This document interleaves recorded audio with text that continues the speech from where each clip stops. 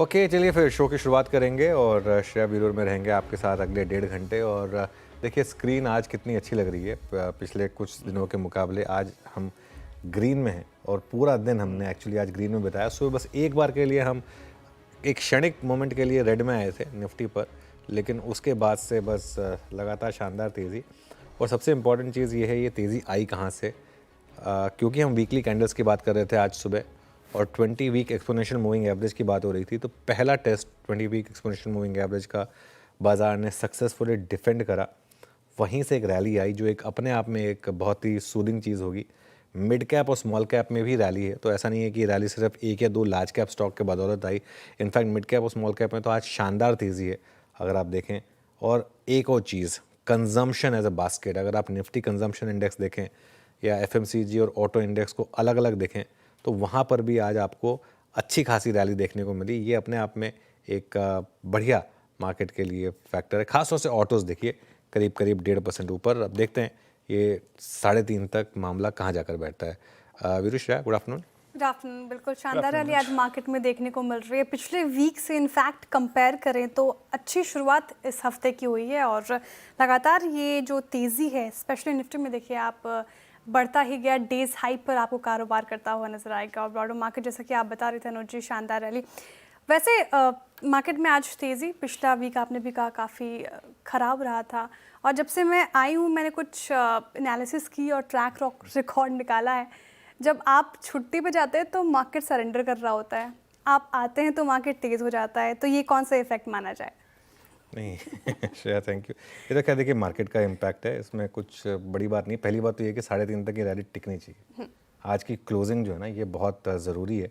पता चला कि फिर वही ढाक के 3 पात हुआ और अगर 3.5 तक फिर मार्केट स्लिप हो गया तो फिर वो पूरा का पूरा जो है ना theory out of the window हो जाएगी। लेकिन हाँ देखिए एक चीज़ है, आज अगर आप डे हाई पर बंद हुए तो वो थोड़ी सी राहत की खबर ज़रूर होगी मार्केट के लिए। एक एटलीस्ट शुरुआत होगी श्रेया। और ऐसे अगर 2-3 दिन मिले, मैं 2-3 दिन की बात क्यों कह रहा हूँ, देखिए आज भी आप नंबर्स में नोटिस अगर करेंगे, मुझे नहीं लगता कि कोई बहुत ज़्यादा वाली शॉर्ट कवरिंग हुई होगी। ऐसा नहीं है कि आप 8% से सीधा 20% पर आ जाएंगे लॉन्ग पोजीशंस पर। वो कब होगा? वो होने के लिए ये जो एफआईएस हैं, ये जब शॉर्ट पोजीशंस ये आज की रैली से शॉर्ट नहीं कवर करने वाले। ये 24,750 24,800 करेंगे भी तो वीक वाले शॉर्ट कवर होंगे। जो बड़े वाले शॉर्ट है ना वो 25,000 के ऊपर जाएंगे तभी शॉर्ट कवरिंग करेंगे। उसका कोई ट्रिगर है क्या अब तक? जब तक ये नहीं होगा तब तक रिस्क हमेशा रहेगा कि कोई भी रैली जो है ना वो टिकाऊ नहीं है। मैं हमें एक चीज़ बोल रहा हूँ, ये नहीं है कि सिर्फ आज हम सिर्फ 150 पॉइंट ऊपर भाग गए तो इसके लिए मैं अपना वो उस हिसाब से व्यू ले लूँगा, नहीं। एक रिस्क हमेशा रहेगा। अच्छा एक चीज़ और भी है कि थोड़ा सा मार्केट शायद वो आरबीआई की मॉनेटरी पॉलिसी से पहले भी थोड़ी सी पोजीशनिंग करना चाहता है अपने आप को, तो वो भी एक फैक्टर हो सकता है यहाँ पर। जहाँ तक लेवल्स की बात है, निफ्टी पर 24,650 से 24,750 का एक जोन है, वो रेजिस्टेंस लेवल है। और उसके बाद बड़ी रेजिस्टेंस 24,750 से 24,850 की है। अच्छी चीज़ आज ये हुई कि निफ्टी ने आज अपने फर्स्ट सपोर्ट जोन को बचा लिया 24,550 से 24,600, और सेकंड सपोर्ट तक जाने की ज़रूरत ही नहीं पड़ी। ये एक अच्छी चीज़ हुई एक गैप अप के बाद।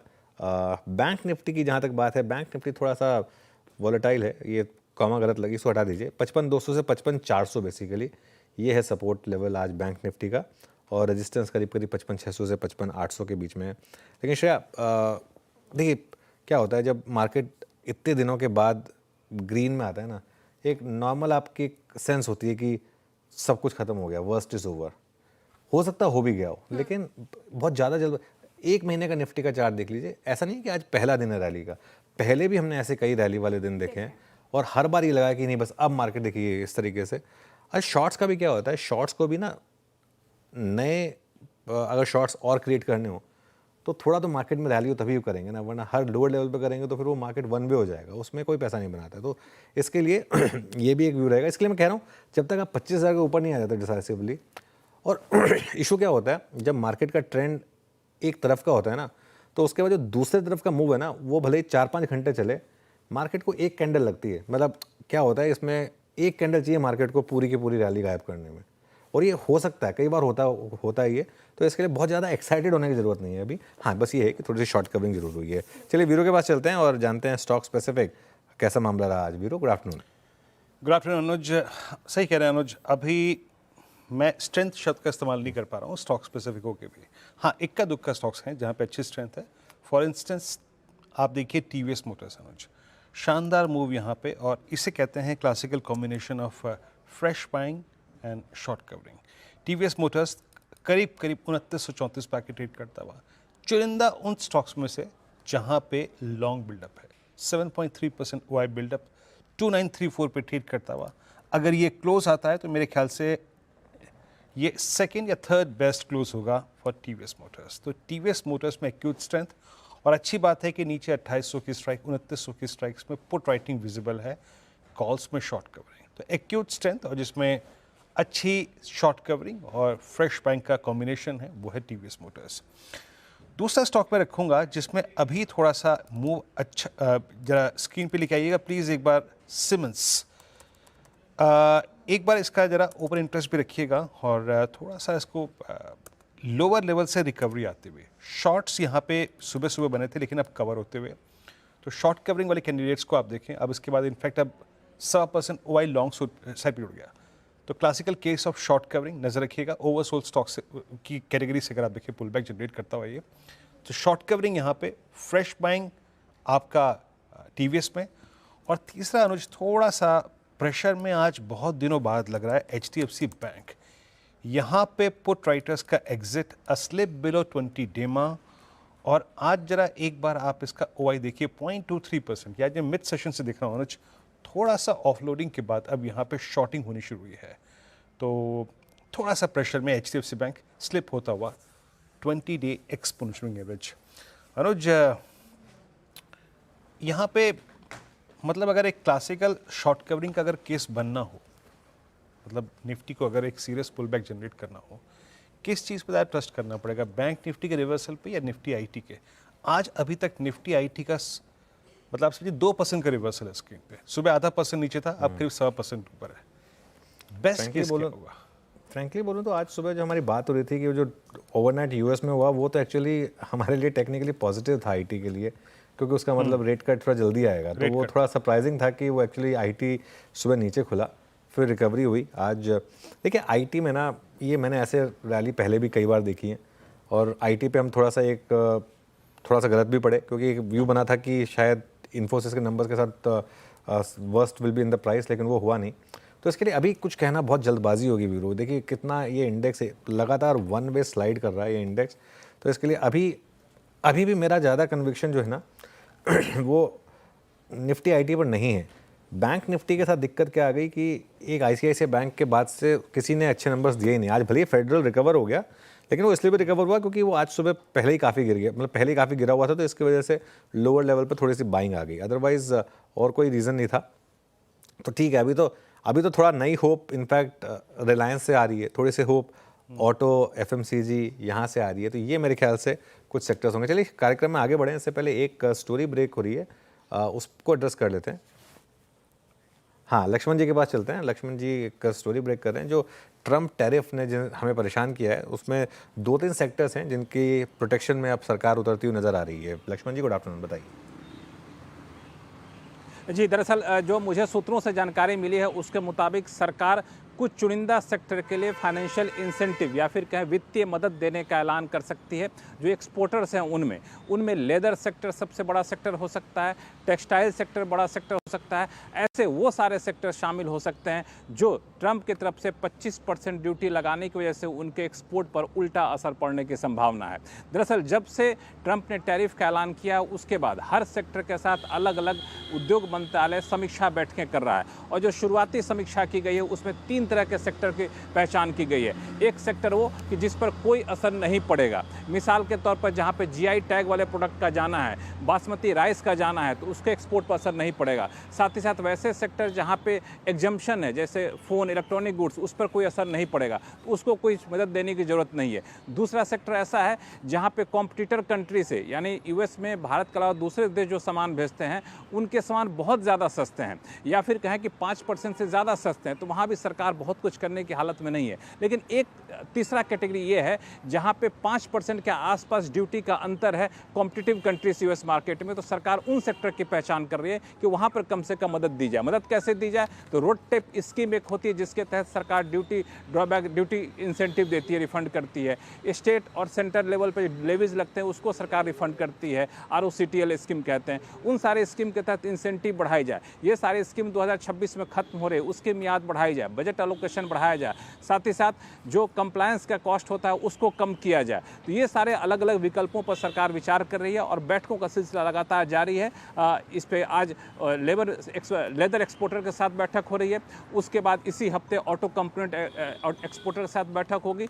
कुल मिला के कोशिश ये है कि खास तौर से जिस एक्सपोर्टर को जिस तरह मदद की जा सके मदद की जाए, ताकि ये ड्यूटी का असर कम से कम एक्सपोर्टर्स को हो और एक्सपोर्टर्स के एक्सपोर्ट पर कोई उल्टा असर ना पड़े। शुक्रिया लक्ष्मण जी। तो क्लियरली सरकार देखिए अब उतरेगी डिफेंस में इन सेक्टर्स के जहाँ पर और डोनाल्ड ट्रंप साहब की जो टैरिफ्स हैं उनका एक नेगेटिव इम्पैक्ट पड़ने की आशंका रहेगी।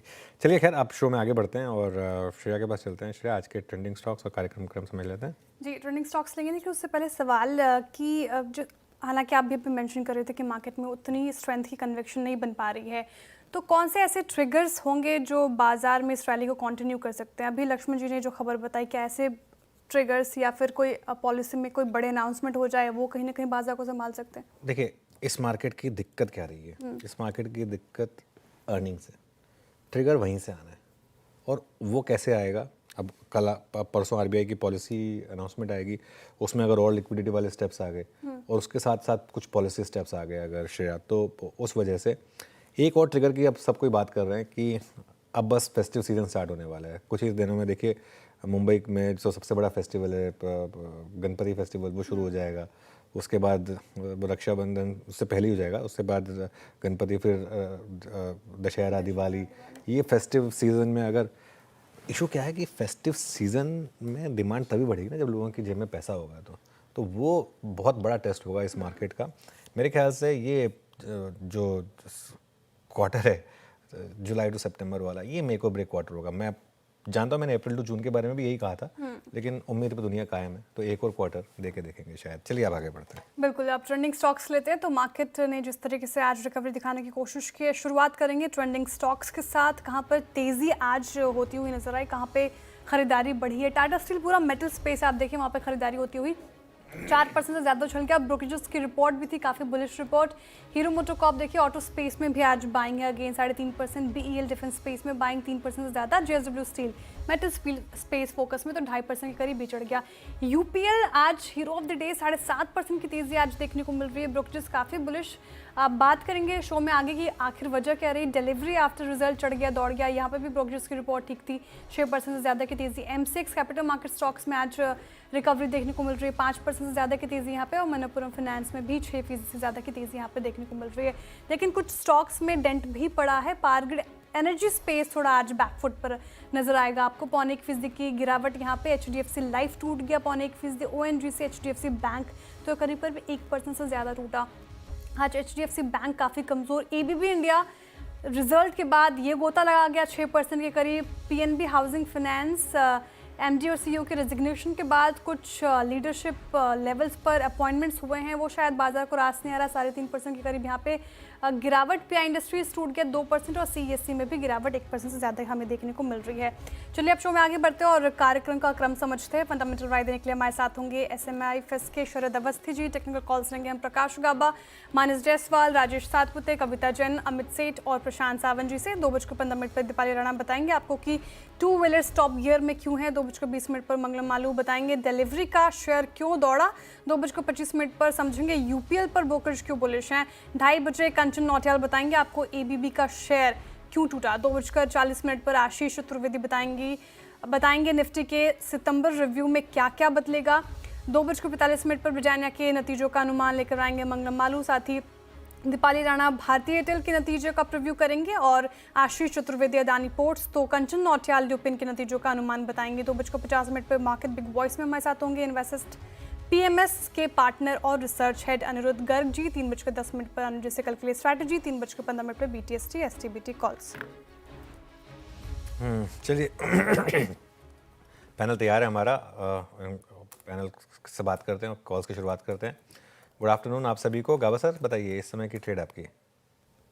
Good afternoon to you. मुझे लगता है इस वक्त लेना चाहिए BEL, Bharat electronics limited. Trade करें 389 के आसपास, टॉप होगा 386, करीब ₹3 का, ज्यादा नहीं। नियर टर्म टारगेट 395 टू 400, ये एक जोन है मेरे ख्याल से, वहां तक जाना चाहिए BEL।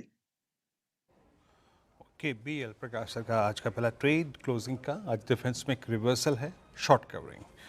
Amit ji good afternoon, आपका ट्रेड।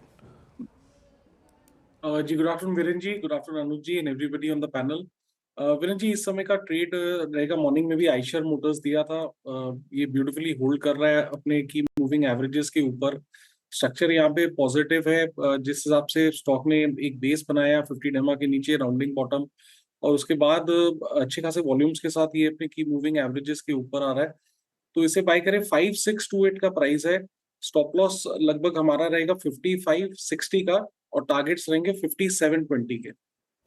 5720 के टारगेट्स के लिए आयशर मोटर्स पसंद आ रहे हैं अमित जी को। पूरे ऑटो स्पेस में आज buying, specially two wheeler space में बाइंग देखने को मिल रही है। शो में आगे समझेंगे भी कारण क्या है। मानस जी वेरी गुड आफ्टरनून, आप बताइए आप क्या पिक कर रहे हैं? गुड आफ्टरनून श्रेया जी। तो देखिए, डिक्सन टेक्नोलॉजीज में खरीदारी करने की राय रहेगी। यहाँ पर पहले से ही स्ट्रेंथ बनी हुई है, हायर टॉप्स हायर बॉटम्स पहले से बन रहे हैं, और अब ये एक बहुत ही इंपॉर्टेंट रेजिस्टेंस के आसपास आ गया है। लेकिन पैटर्न पॉजिटिव है, तो हम उम्मीद कर सकते हैं कि 17,100 का जो रेजिस्टेंस है, स्टॉक उसको क्रॉस कर सकता है। तो यहाँ पर खरीदारी की जा सकती है। स्टॉप लॉसेज आपको 16,900 के लगा रखने हैं, और 17,500 तक के टारगेट्स पॉसिबल हैं। चाहे तो 17,250 वाला कॉल ऑप्शन ले सकते हैं। ₹500 में ट्रेड हो रहा है, इसमें आपको ₹400 का स्टॉप लॉस लगाना है और ₹700 के टारगेट सेट करना है। ओके चलिए, तो 17,088 पर डिक्सन टेक, या तो फिर 17,250 की कॉल ले लें, ये भी एक ऑप्शन हो सकता है। Kavita ji good afternoon. कविता जी आपने क्या ट्रेड पिक किया? वेरी गुड आफ्टरनून अनुज जी, गुड आफ्टरनून एवरीवन। जिन काउंटर्स में अच्छे शॉट्स बने थे, या वहीं पर एक अच्छी रिकवरी आते हुए दिख रही है। तो ओवरसोल्ड टेरिटरी से आज कैपिटल मार्केट के भी काफी काउंटर्स ऊपर आते हुए दिखे हैं। मुझे लग रहा है कैम्स यहाँ पर फर्दर मूव एक्सटेंड होते हुए दिख सकते हैं। 3787 के लेवल पर एज ऑफ नाउ है। 3850 के प्राइस टारगेट के लिए कैम्स पर आप एक बाय ट्रेड ले सकते हैं। स्टॉप लॉस मेंटेन करना चाहिए 3720 का। 3776 पे कैम्स आपका बाय कॉल है। राजेश सतपुते जी गुड आफ्टरनून, आपका trade. Good afternoon Viren, good afternoon everyone. Viren देखिए, मेरी नजर है ग्रासिम के चार्ट के ऊपर। अगर आप ग्रासिम का चार्ट देखें तो परफेक्ट बुलिश एंगल्फिंग है, और जिस तरह से ये पैटर्न पैन आउट हो रहा है, मुझे लगता है ये करीबन जाएगा 2820 से लेके 2850। तो टारगेट 1 रहेगा 2820, टारगेट 2 2850। तो ग्रासिम बाय करेंगे। हमारा स्टॉप लॉस होगा 2725 का। ओके, ग्रासिम डे हाइपर कर रहा है कारोबार 2% की तेजी के साथ। राजेश सातपुते जी की ये पिक खरीदारी की राय।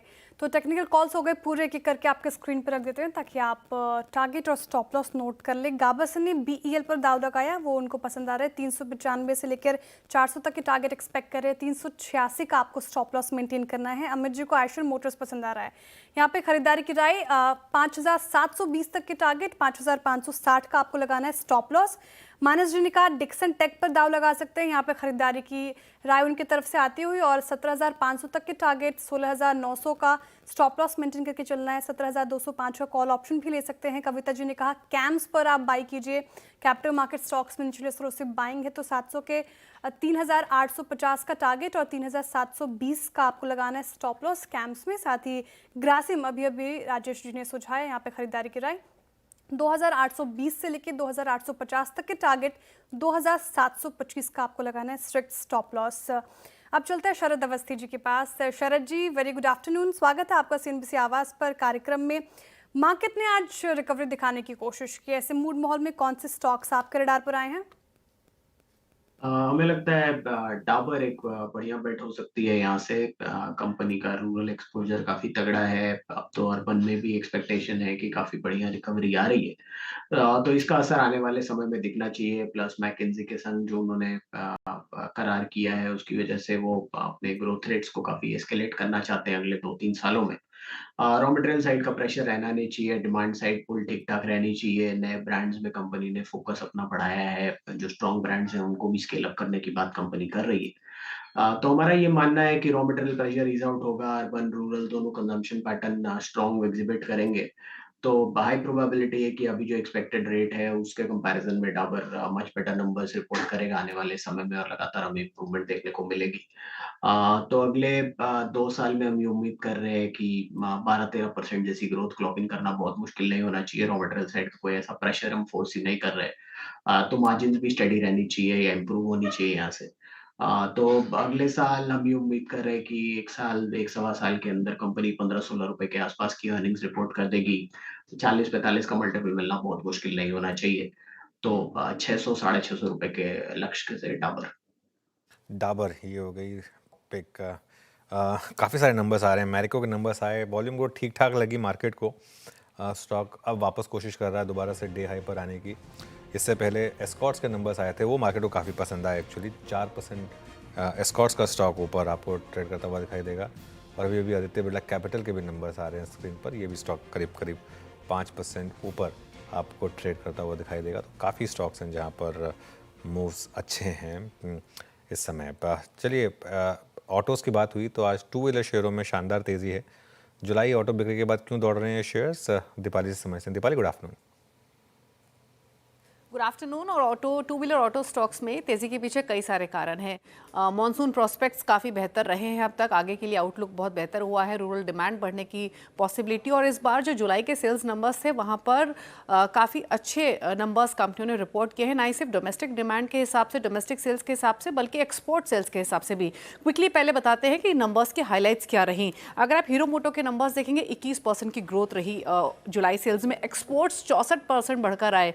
इसके अलावा जो विदा इलेक्ट्रिक स्कूटर्स हैं वहां पर all time high monthly dispatches report किए। तो ईवी स्कूटर सेगमेंट में भी काफ़ी अच्छे नंबर्स रिपोर्ट ज़्यादातर कंपनीज कर रही हैं, जिसकी वजह से ओवरऑल सेल्स को सपोर्ट मिला है। हीरो मोटर ने तो इनफैक्ट कहा भी है ऑलरेडी उनके एक्सपोर्ट के मामले में अच्छी प्रेजेंस है साउथ एशिया, लैटिन अमेरिका और अफ्रीका में, लेकिन जर्मनी, फ्रांस, स्पेन, यूके में भी इस फिनेंशियल ईयर के सेकंड क्वार्टर में वो ऑपरेशंस अपने लॉन्च करेंगे। सिमिलरली अगर आप टीवीएस मोटर्स के देखेंगे, सेल्स 29% ग्रो हुए।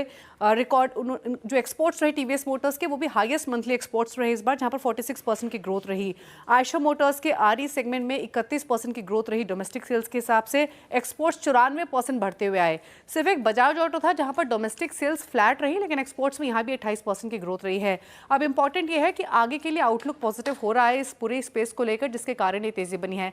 एक तरफ तो जो रूरल डिमांड है, अगर आप जुलाई में भी देखेंगे तो अर्बन सेल्स के मुकाबले 8% ज़्यादा रही हैं रूरल सेल्स। एक्सपेक्टेशंस ये हैं बेहतर मॉनसून, रेपो रेट कट, इन सब से सपोर्ट मिलेगा फर्दर रूरल डिमांड को, जो कि फ्यूल करेगी आगे की तेज़ी को। कंपनियों ने जो रीसेंट लॉन्चेस किए हैं वो भी स्पेशली उरी कम कैपेसिटी वाले सेगमेंट में किए हैं, जो कि रूरल मार्केट को कैटर करते हैं। नए लॉन्चेस आगे भी प्लान कंपनी ने किए हुए हैं। ईवी स्कूटर सेगमेंट काफ़ी तेज़ी से यहाँ पर बेस बढ़ता हुआ दिखाई दे रहा है। यहाँ पर कई आगे भी नए लॉन्चेस प्लान किए हुए हैं। और मोस्ट इंपॉर्टेंट जो ग्लोबल सेल्स हैं वो पिकअप कर रही हैं, तो एक्सपोर्ट्स पर भी कंपनियां काफ़ी बेट कर रही हैं। तो यही तमाम फैक्टर्स रहे जो कि आगे की तेज़ी को फ्यूल करेंगे। और एक्सपेक्ट ये किया जा रहा है कि ये तमाम फैक्टर्स आने वाले जो क्वार्टरली अर्निंग्स होंगे उनको भी सपोर्ट करेंगे। और यही कारण है कि इस पूरे स्पेस में एक अच्छी तेज़ी देखने को मिली है।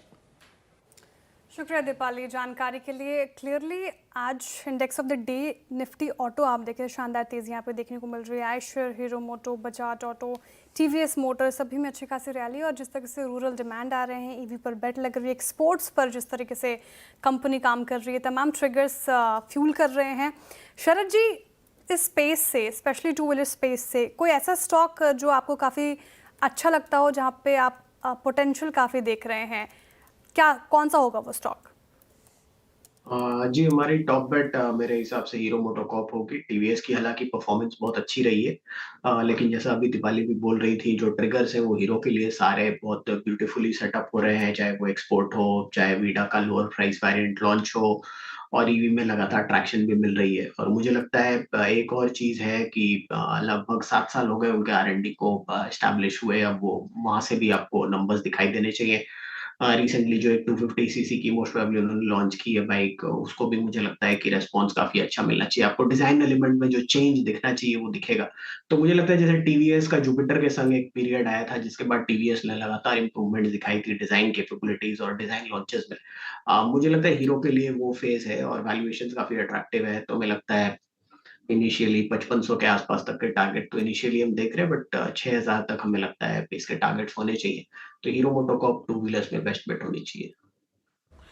ओके, टू व्हीलर स्पेस में हीरो मोटोकॉर्प। और एक बार निफ्टी ऑटो रखिएगा स्क्रीन पे। कुछ चीज़ें बहुत क्लियर हैं, कुछ स्टॉक्स बहुत क्लियर हैं। निफ्टी ऑटो आज हालांकि स्टिल रेंज बाउंड, और रेंज बाउंड मतलब पूरे मिड मई से लेके अब तक एक रेंज में है, जिसका लोअर एज है करीब 2300, हायर एज है करीब 24,300, करीब 900 पॉइंट की रेंज में। टेक्निकली बेस्ट टू चेस मेरे ख्याल से, जैसे कि मैं 2 बजे जिक्र कर रहा था कि TVS Motors at all time high पे, लेकिन हीरो मोटोकॉर्प को देखिए टेक्निकली सबसे जिसे कहते हैं एडवांटेज प्रोवाइड करने वाला, बेटर रिस्क रिवॉर्ड रेशो। आपका व्यू इस पर हीरो मोटोकॉर्प पे कविता जी? 4470 अभी भी डे हाई पर, ताज़ा तरीन रेक्टेंगल का फ्लैग का ब्रेकआउट, आप ऑलमोस्ट 19 दिसंबर 2024 के बाद की हाईएस्ट ट्रैजेक्टरी में ट्रेड करते हुए, और ये हो रहा है सब सीरीज़ के सबसे शुरू में। आपका हीरो मोटोकॉर्प पे क्या सेंस बन रहा है? यस, सो वीरेन जी एक बहुत अच्छा रेक्टेंगल रेजिस्टेंस को अभी क्रॉस करने में है ना, it's like hovering over there. मुझे लगता है 44, 75, 80 इन लेवल्स को ये सक्सेसफुली क्रॉस कर देता है तो एक अच्छा ब्रेकआउट होगा। जो स्विंग हाइज अब बनते हुए दिखते हैं, अगर पोजिशनल सेटअप देखें तो 4800, 4900 के लेवल की तरफ ये फर्दर फिर बढ़ता हुआ दिखेगा। जिन्होंने ऑलरेडी पोजीशन बनाया है वो ट्रेलिंग स्टॉप लॉस के साथ बने रह सकते हैं। 4365 के एसएल के साथ अपनी पोजीशन में बने रहें। वॉल्यूम शोइंग की ब्रेकआउट बनना चाहिए काउंटर पर। ओके, मार्केट में अच्छा मोमेंटम अब, और वो मैरिको एक बार लेकर आइए। क्लियरली मार्केट का थोड़ा सा इस समय रुझान जो है वो एफएमसीजी पर है, हल्का सा ही पॉजिटिव। देखिए मैरिको ने 9% की वॉल्यूम ग्रोथ दी, 8 से 9% का एस्टिमेट था, नंबर भी सारे इनलाइन विद एस्टिमेट आए, लेकिन बस उतने में ही भाग गया मार्केट। 2-3 दिन पहले आपने लीवर का भी रिएक्शन देखा था, किस तरीके से हिंदुस्तान यूनिलीवर भागा था। एशियन पेंट्स में भी लगातार नंबर्स के बाद से ठीक ठाक मूव्स रहे हैं, तो एक अच्छी खासी एक रैली इस समय। शरद जी, आपकी पिक डाबर थी, मैरिको पर कोई व्यू है क्या आपका? मेरे हिसाब से सेम टाइप से मूवमेंट आपको मिलनी चाहिए, क्योंकि रूरल अर्बन कंजम्पशन जैसे पिकअप होता है तो मैरिको को भी फायदा होना चाहिए। बट अगर आप टोटल एफएमसीजी बास्केट में बारिंग आईटीसी, मेरे हिसाब से डाबर सबसे अट्रैक्टिव वैल्यूएशन पे अवेलेबल है। और मुझे लगता है जो एक एंगल है नॉन केमिकल या आयुर्वेदिक टाइप, तो मुझे लगता है वो एक डाबर के लिए एडवांटेजियस पोजीशन होनी चाहिए, क्योंकि पतंजलि के आने के बाद बाकी लोगों को थोड़ा चैलेंजेस हुए थे। हालांकि जो फ्लैगशिप ब्रांड्स है वहां मुझे नहीं लगता कि मैरिको में कोई बहुत बड़ा चैलेंज है, तो मार्केट लिंक रिटर्न्स आपको वहां भी मिलेंगे, बट ऐसा कोई स्ट्रेटेजिक शिफ्ट नहीं है जिसकी वजह से बहुत बड़ी री रेटिंग में मैरिको में देख पाऊं। तो इसलिए मुझे लगता है अभी भी बहुत शायद री रेटिंग की गुंजाइश यहाँ पे नहीं है। मार्केट लिंक रिटर्न्स आपको मैरिको से भी मिल सकते हैं। ओके, मैरिको से भी यहाँ पर पॉजिटिव रिटर्न्स मिल सकते हैं। फिलहाल एफएमसीजी पैक में अगर आप देखें तो थोड़ी बाइंग मोमेंटम तो देखने को मिल रही है। चलिए अब आगे बढ़ते हैं शो में, और डिलीवरी की हमने बात छेड़ी थी, शानदार तेज़ी यहाँ पर आफ्टर रिजल्ट्स देखने को मिल रहे हैं। इनफैक्ट अगर आप बात करें, नतीजे ठीक ठाक रहे, लेकिन क्या अच्छा रहा नतीजों में, ये समझते हैं मंगलम मालू से। मंगलम, गुड आफ्टरनून। बताइए, डिलीवरी आज शानदार तेज़ी के साथ कर रहा है कारोबार, क्या वजह? डिलीवरी काफ़ी तेज़ी से स्टॉक बढ़ रहा है। नंबर्स के पहले भी स्ट्रीट काफ़ी ऑप्टिमिस्टिक था, और नंबर्स के बाद तो लॉन्ग पोजीशंस काफ़ी बढ़ गई है स्टॉक में, और उसका रीज़न है, अगर आप देखें तो रेवेन्यू 5.5% ग्रोथ हुई है, बहुत बड़ी बात नहीं है। और फर्स्ट क्वार्टर सीजनली उनके लिए काफ़ी वीक रहता है, पर ऑपरेशनल इंप्रूवमेंट जो कंपनी ने दिखाया है वो काफ़ी दर्शनीय है। 50% के ऊपर एबिटा ग्रोथ आया है, मार्जिन्स भी काफ़ी स्ट्रॉन्ग है, 4.5% जो है वो 6.5% में तब्दील हो गए हैं, और जो नेट प्रॉफिट है वो भी करीब 70% से बढ़ा है। आप 54 करोड़ का जो नेट प्रॉफिट है वो 91 करोड़ हो गया है। एक्सप्रेस पार्सल बिजनेस, वहाँ रेवेन्यू 10% ग्रो किया है, वॉल्यूम 14%, मार्जिन्स थोड़े कम है, पर कंपनी ने कहा है कि वो 17-18% के आसपास आ जाएंगे इस साल के एंड तक। पार्ट ट्रकलोड बिजनेस जो है वहाँ पे सबसे बड़ा ऑपरेशनल इंप्रूवमेंट देखने मिला है, 3% का जो मार्जिन है वो 10% के आसपास हो गया, और ये कंपनी का मानना है कि अगले 2 या 3 साल में ये भी 17-18% हो सकता है, तो ये कंपनी का मार्जिन ड्राइवर बनेगा आगे जाके। यहाँ पर रेवेन्यू ग्रोथ भी 17% का हुआ है, और वॉल्यूम ग्रोथ 15% का। आगे जाके वो चाहते हैं कि ई कॉमर्स का जो बिज़नेस है वो करीब 15% से इंडस्ट्री ग्रो करे, और इसमें कंपनी की जो मार्केट शेयर है वो बरकरार रहे, ना कि गिरे और बढ़े भी, क्योंकि उन्होंने ई कॉम एक्सप्रेस का एक्विजिशन अपने बुक्स में अभी लाया है। स्पार्क ट्रक लोड बिजनेस भी 20% से आगे बढ़ सकता है, मार्जिन इंप्रूवमेंट और रिटर्न ऑन कैपिटल इंप्रूवमेंट भी होगा। और सप्लाई चेन सॉल्यूशंस जो कंपनी का इस क्वार्टर में थोड़ा सा वीक परफॉर्मेंस था, वो मानते हैं कि आगे जाके ये भी 1800 से 2000 करोड़ के रेवेन्यू और करीब 12% सर्विस एबिटा मार्जिन्स हो सकती है इस बिज़नेस में। तो आगे जाके डिलीवरी में ग्रोथ प्रॉस्पेक्ट्स काफ़ी स्ट्रॉन्ग दिखा रहे हैं मैनेजमेंट कमेंट्री को देखकर, और उनका जो फर्स्ट क्वार्टर ऑपरेशनल परफॉर्मेंस है वो भी काफ़ी सराहनीय रहा है। इसलिए डिस्पाइट कि स्टॉक आगे चल चुका है नंबर्स के पहले, कंटिन्यू कर रहा है ऊपर बढ़ते हुए। पर एक चीज़ ध्यान रखिएगा, डिलीवरी अपने पीक से काफ़ी तेज़ी से गिरा है स्टॉक, और हर समय जब ये स्टॉक बढ़ता है तो एक चीज़ ये होती है कि जो इंस्टीट्यूशनल शेयर होल्डर्स हैं डिलीवरी के, वो अपना माल जो है ऑफलोड करने को देखते हैं। तो इन दो चीज़ों को मद्देनज़र रखिए। ओके, डिलीवरी शानदार नतीजे और स्टॉक 6.5% की तेज़ी के साथ डे हाई पर कारोबार करता हुआ नजर आएगा। इस साल में अब तक अगर आप देखिए 30% से ज़्यादा का रिटर्न इसने दे दिया है।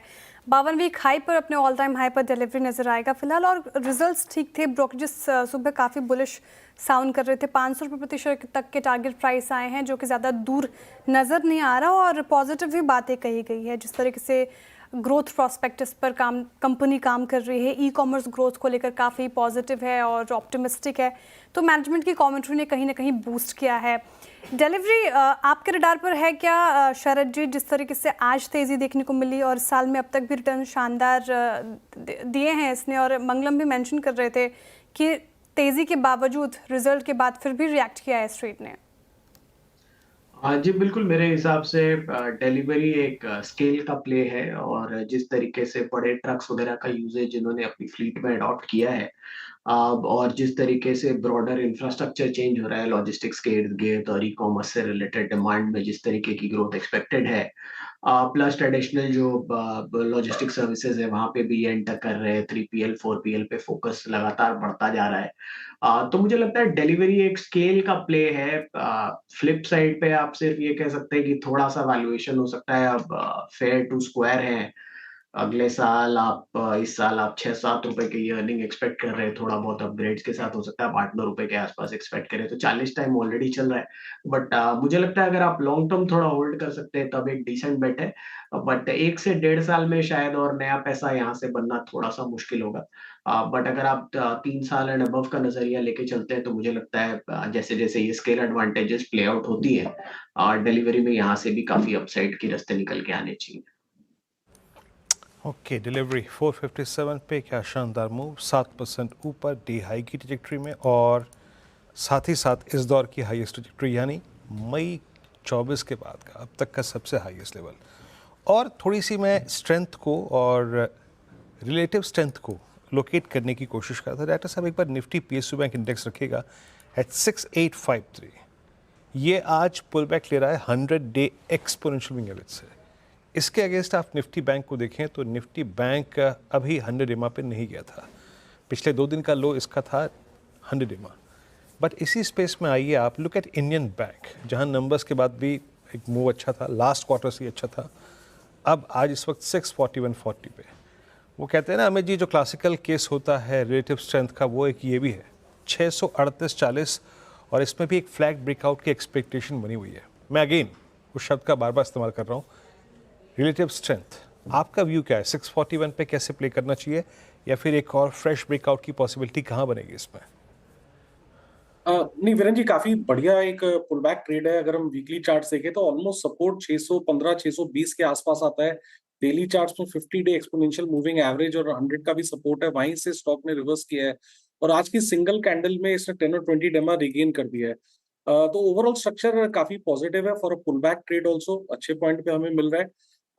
हमारा जो रिसेंट स्विंग लो था लगभग 656-660, वहां तक स्टॉक तो एक बार जा सकता है। तो अगर अभी भी किसी को पोजीशन बनानी है तो स्टॉप लॉस आप रखें 631 का फॉर टारगेट्स ऑफ 655 एंड 660।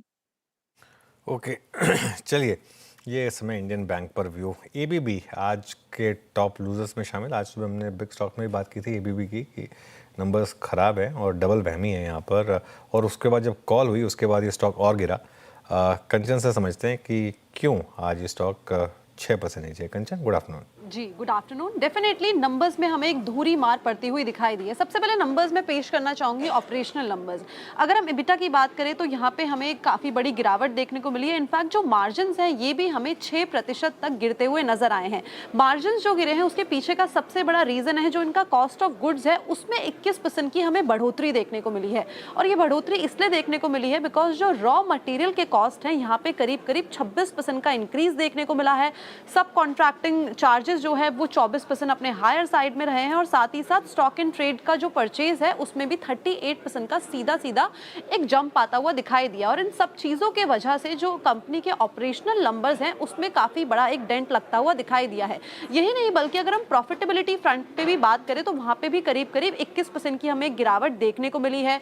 तो ये आप मान सकते हैं कि चाहे आप कंपनी के मार्जिन की कर लीजिए, चाहे इबिटा की कर लीजिए या फिर प्रॉफिट्स की कर लीजिए, हर जगह एक डेंट तो बड़ा पड़ता हुआ दिखाई दिया है। अब बात करते हैं ऑर्डर बुक की। ऑर्डर बुक में हालांकि हमें एक स्टेबलनेस देखने को मिली है, लेकिन अगर साल दर साल इसे भी देखा जाए तो यहाँ पे भी केवल 6% की ही बढ़ोतरी आई है और क्वार्टरली बेसिस में तो इनफैक्ट अगर आप बात करें तो ये 1% ही बढ़ता हुआ नजर आया है। वहीं एट द सेम टाइम अगर बात करें ऑर्डर इनफ्लो की तो ये तो साल दर साल हमें 12% तक गिरते हुए नजर आए हैं। तो सारे ही फैक्टर्स इस टाइम पे काफी ज्यादा कंसर्निंग है और आगे को लेके भी कोई इतनी ज्यादा रोबस्ट कॉमेंट्री हमें आती हुई दिखाई नहीं दे रही है। इसके अलावा एक न्यूज इसमें और है कि कंपनी ने जो इनका रोबोटिक डिवीजन है उसके डीमर्जर के लिए तैयारी कर ली है और उसके लिए बोर्ड की तरफ से जो है अप्रूवल भी आ गया है। लेकिन नंबर्स फ्रंट पे यहाँ पे काफी ज्यादा पेन है जिसके बाद ये गिरावट देखने को मिली है। ओके, चलिए, तो ये समय एबीबी इंडिया में गिरावट का कारण जो रहा ये शरद जी क्या करें इसमें एबीबी जैसे स्टॉक्स में अब इस समय? देखिए कितना अगले 2 साल बहुत ज्यादा ग्रोथ तो एक्सपेक्टेड है नहीं। हालांकि ऑर्डर बुक स्वेल हो सकती है, कुछ नए स्ट्रीम्स में ये सारी कंपनीज काम कर रही है, एबीपी भी काम कर रही है, सीमेंस भी काम कर रहे हैं, जो न्यू एनर्जी स्पेस है वहां पे।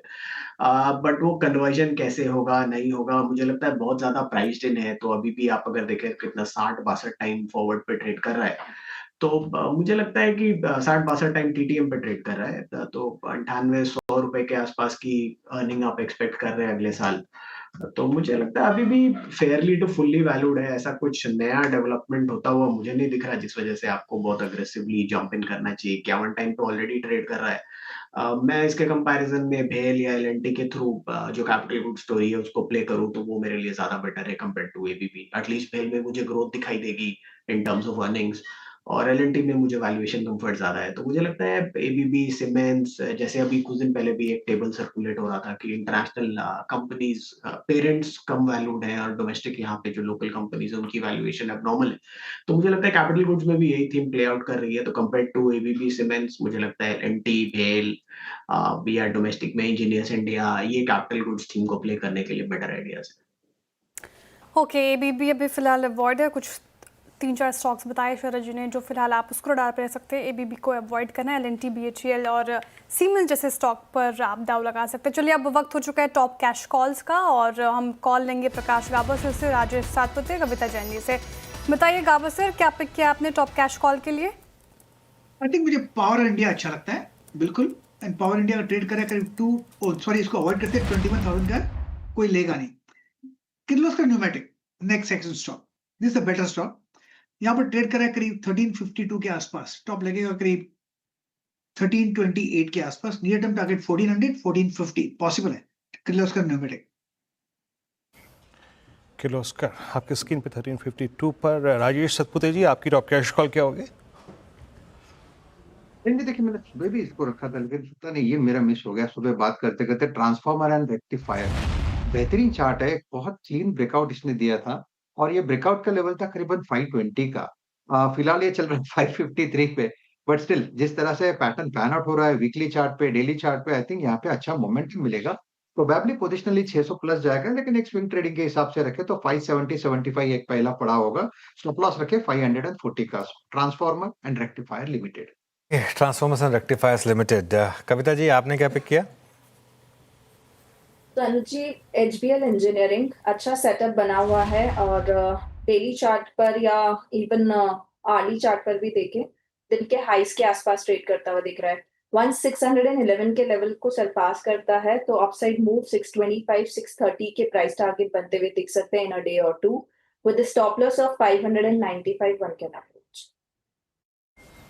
ओके तो 3 ट्रेड्स पिक किए गए यहाँ पे। प्रकाश कावासा ने, राजेश सतपथी ने, कविता जी ने अपने अपने 3 ट्रेड्स पिक किए, वो आपकी स्क्रीन पे रहेंगे। मतलब ये कॉल्स आप टारगेट से स्टॉप लॉसेस नोट कर सकते हैं। इंडेक्स को लेके आइए, इंडेक्स क्या कर रहा है? निफ्टी इस वक्त वही 24,720 उसी जगह थोड़ा सा झूलता हुआ। और आइए फिर उसी कॉन्सेप्ट पे थोड़ा सा काम करते हैं, रिलेटिव स्टैंस। अब जिन जिन स्टॉक्स में अच्छा खासा मूव आ रहा है, एक बार डायरेक्टर साहब रखिएगा ज़रा ओआई के दृष्टिकोण से अगर मैं देखूं तो बंधन बैंक में एक पुल बैक है, 160.24 ना छोड़ते हैं। अनुज, अब पॉलिसी बहुत नज़दीक खड़ी है। हालांकि जैसे कि हम सुबह बात कर रहे थे ना कि देने के लिए, झोली भरने के लिए बाजार की बहुत कुछ है नहीं, क्योंकि ऑलरेडी बहुत कुछ मिल चुका है। लिक्विडिटी, कंफर्टेबल, रेट कट 1% हो चुका है। बैंक निफ्टी कैसा पॉइस्ट है इस पर 55,600 पर? वो कहते हैं ना कि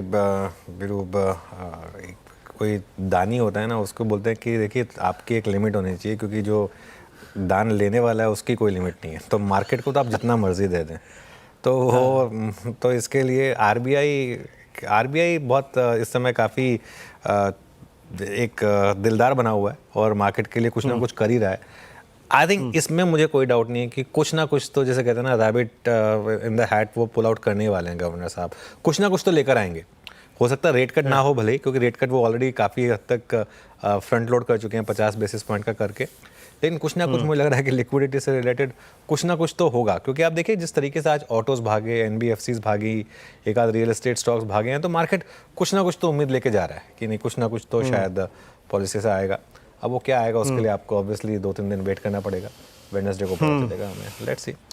खैर एनीवे काम करते हैं वीरू, एक और ट्रिगर मार्केट को शायद मिले, बट मतलब in terms of individual stocks, जो निफ्टी का बाई एनुअल रिव्यू होता है, यानी कि हर 6 महीने में जो निफ्टी में बदलाव होते हैं वो सितंबर में होंगे।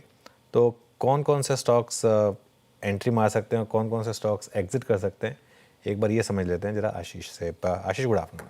Good afternoon sir. देखिए, नोवामा इंस्टीट्यूशनल इक्विटीज़ की तरफ से रिपोर्ट आई है और जिसमें बताया गया कि जो सितंबर का रीजेक हो गया, यानी सितंबर में निफ्टी में जो बदलाव आपको देखने को मिल सकते हैं, इसमें निफ्टी में अब एंट्री होने की प्रबल दावेदारी बताई जा रही है इंटरग्लोब एविएशन, इंडिगो, और साथ में अगर आप देखें तो मैक्स हेल्थ केयर, इसकी भी पॉसिबिलिटी बनी हुई है।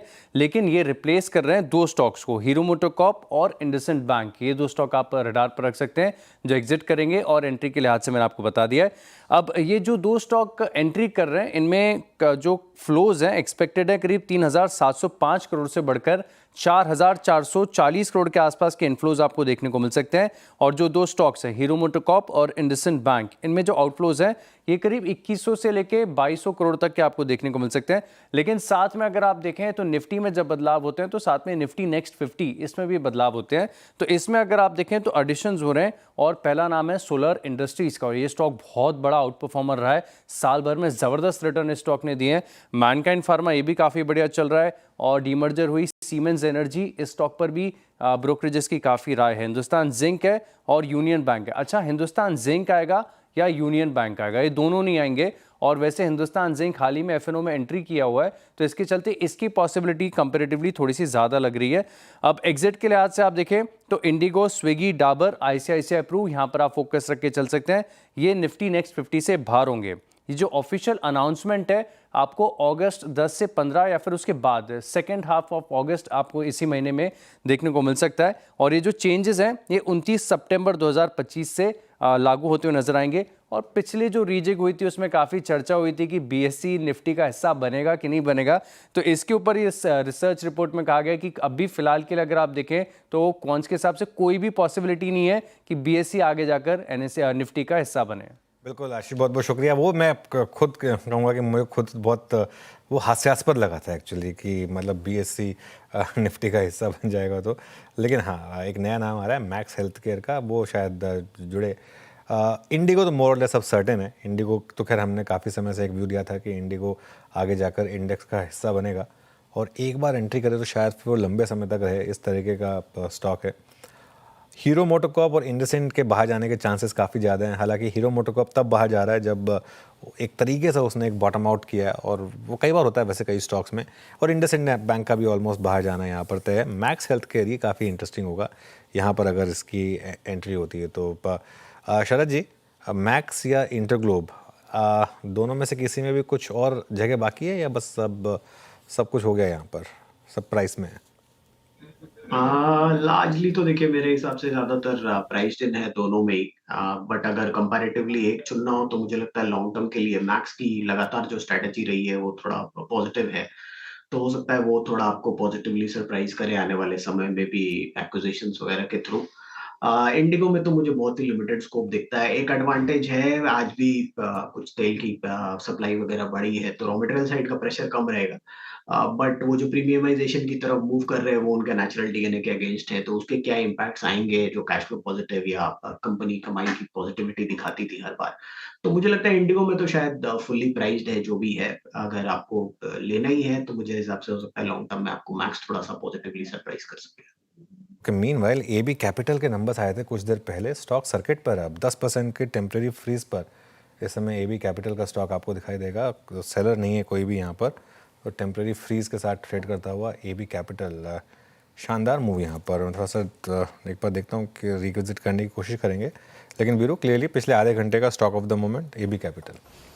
बिल्कुल अनुज, मैं वही देख रहा था मैं क्या मूव आया था इसमें, और पूरी इस वक्त डेरिवेटिव गेनर्स की शीट को अगर आप देखें डोमिनेट कर रहा है यहाँ पे ये 276.55। और देखिए कुछ काउंटर्स जो कि इस वक्त स्ट्रॉन्ग मूव जनरेट कर रहे हैं, उसमें एक बार एल&टी फाइनेंस भी लेके आइएगा।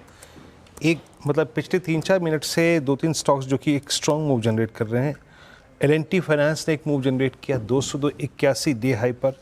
फिर लेके आइए आप GMR एयरपोर्ट्स 91.48 पर, यानी करीब 2:45 बजे के आसपास इन 3 स्टॉक्स में बहुत स्ट्रॉन्ग मूव आ रहा है। लुक एट GMR एयरपोर्ट्स 2.5% ऊपर 91.48 पर। प्रकाश सर, ये एल&टी फाइनेंस आपकी ट्रेड लिस्ट में काफ़ी बार शुमार हुआ है। 202.93 फिर पुल बैक जनरेट करता हुआ अपने बेस से। सर कैसे अप्रोच करना चाहिए इस स्टॉक को? एल&टी फाइनेंस का स्ट्रक्चर तो पॉजिटिव है, करेक्शन भी करीब 8-10 दिन से देख रहे हैं, लेकिन लोअर लेवल में सपोर्ट है 200 साइकोलॉजिकल सपोर्ट, मेरे ख्याल से लेने लायक है। स्टॉप लगाना पड़ेगा 201 का, अपडेट करें 203 का, सिर्फ ₹2 का स्टॉक है। फर्स्ट टारगेट 208, 210, 212 भी पॉसिबल है कल तक, अगर इसमें अप मूव मिल जाए तो। जगह तो अच्छी है खरीदने की, लेना है तो। एग्रेसिव ट्रेड है लेकिन लेने लायक है। ओके, चलिए अब एक काम करते हैं जरा, एक बार अब धमाकेदार ऑप्शंस का समय हुआ। हमारे साथ प्रशांत सावंत जी हैं, मानस जी हैं और अमित सेठ जी हैं। Prashant ji, good afternoon, show में स्वागत है। बताइए आपका धमाकेदार ऑप्शन ट्रेड क्या रहेगा?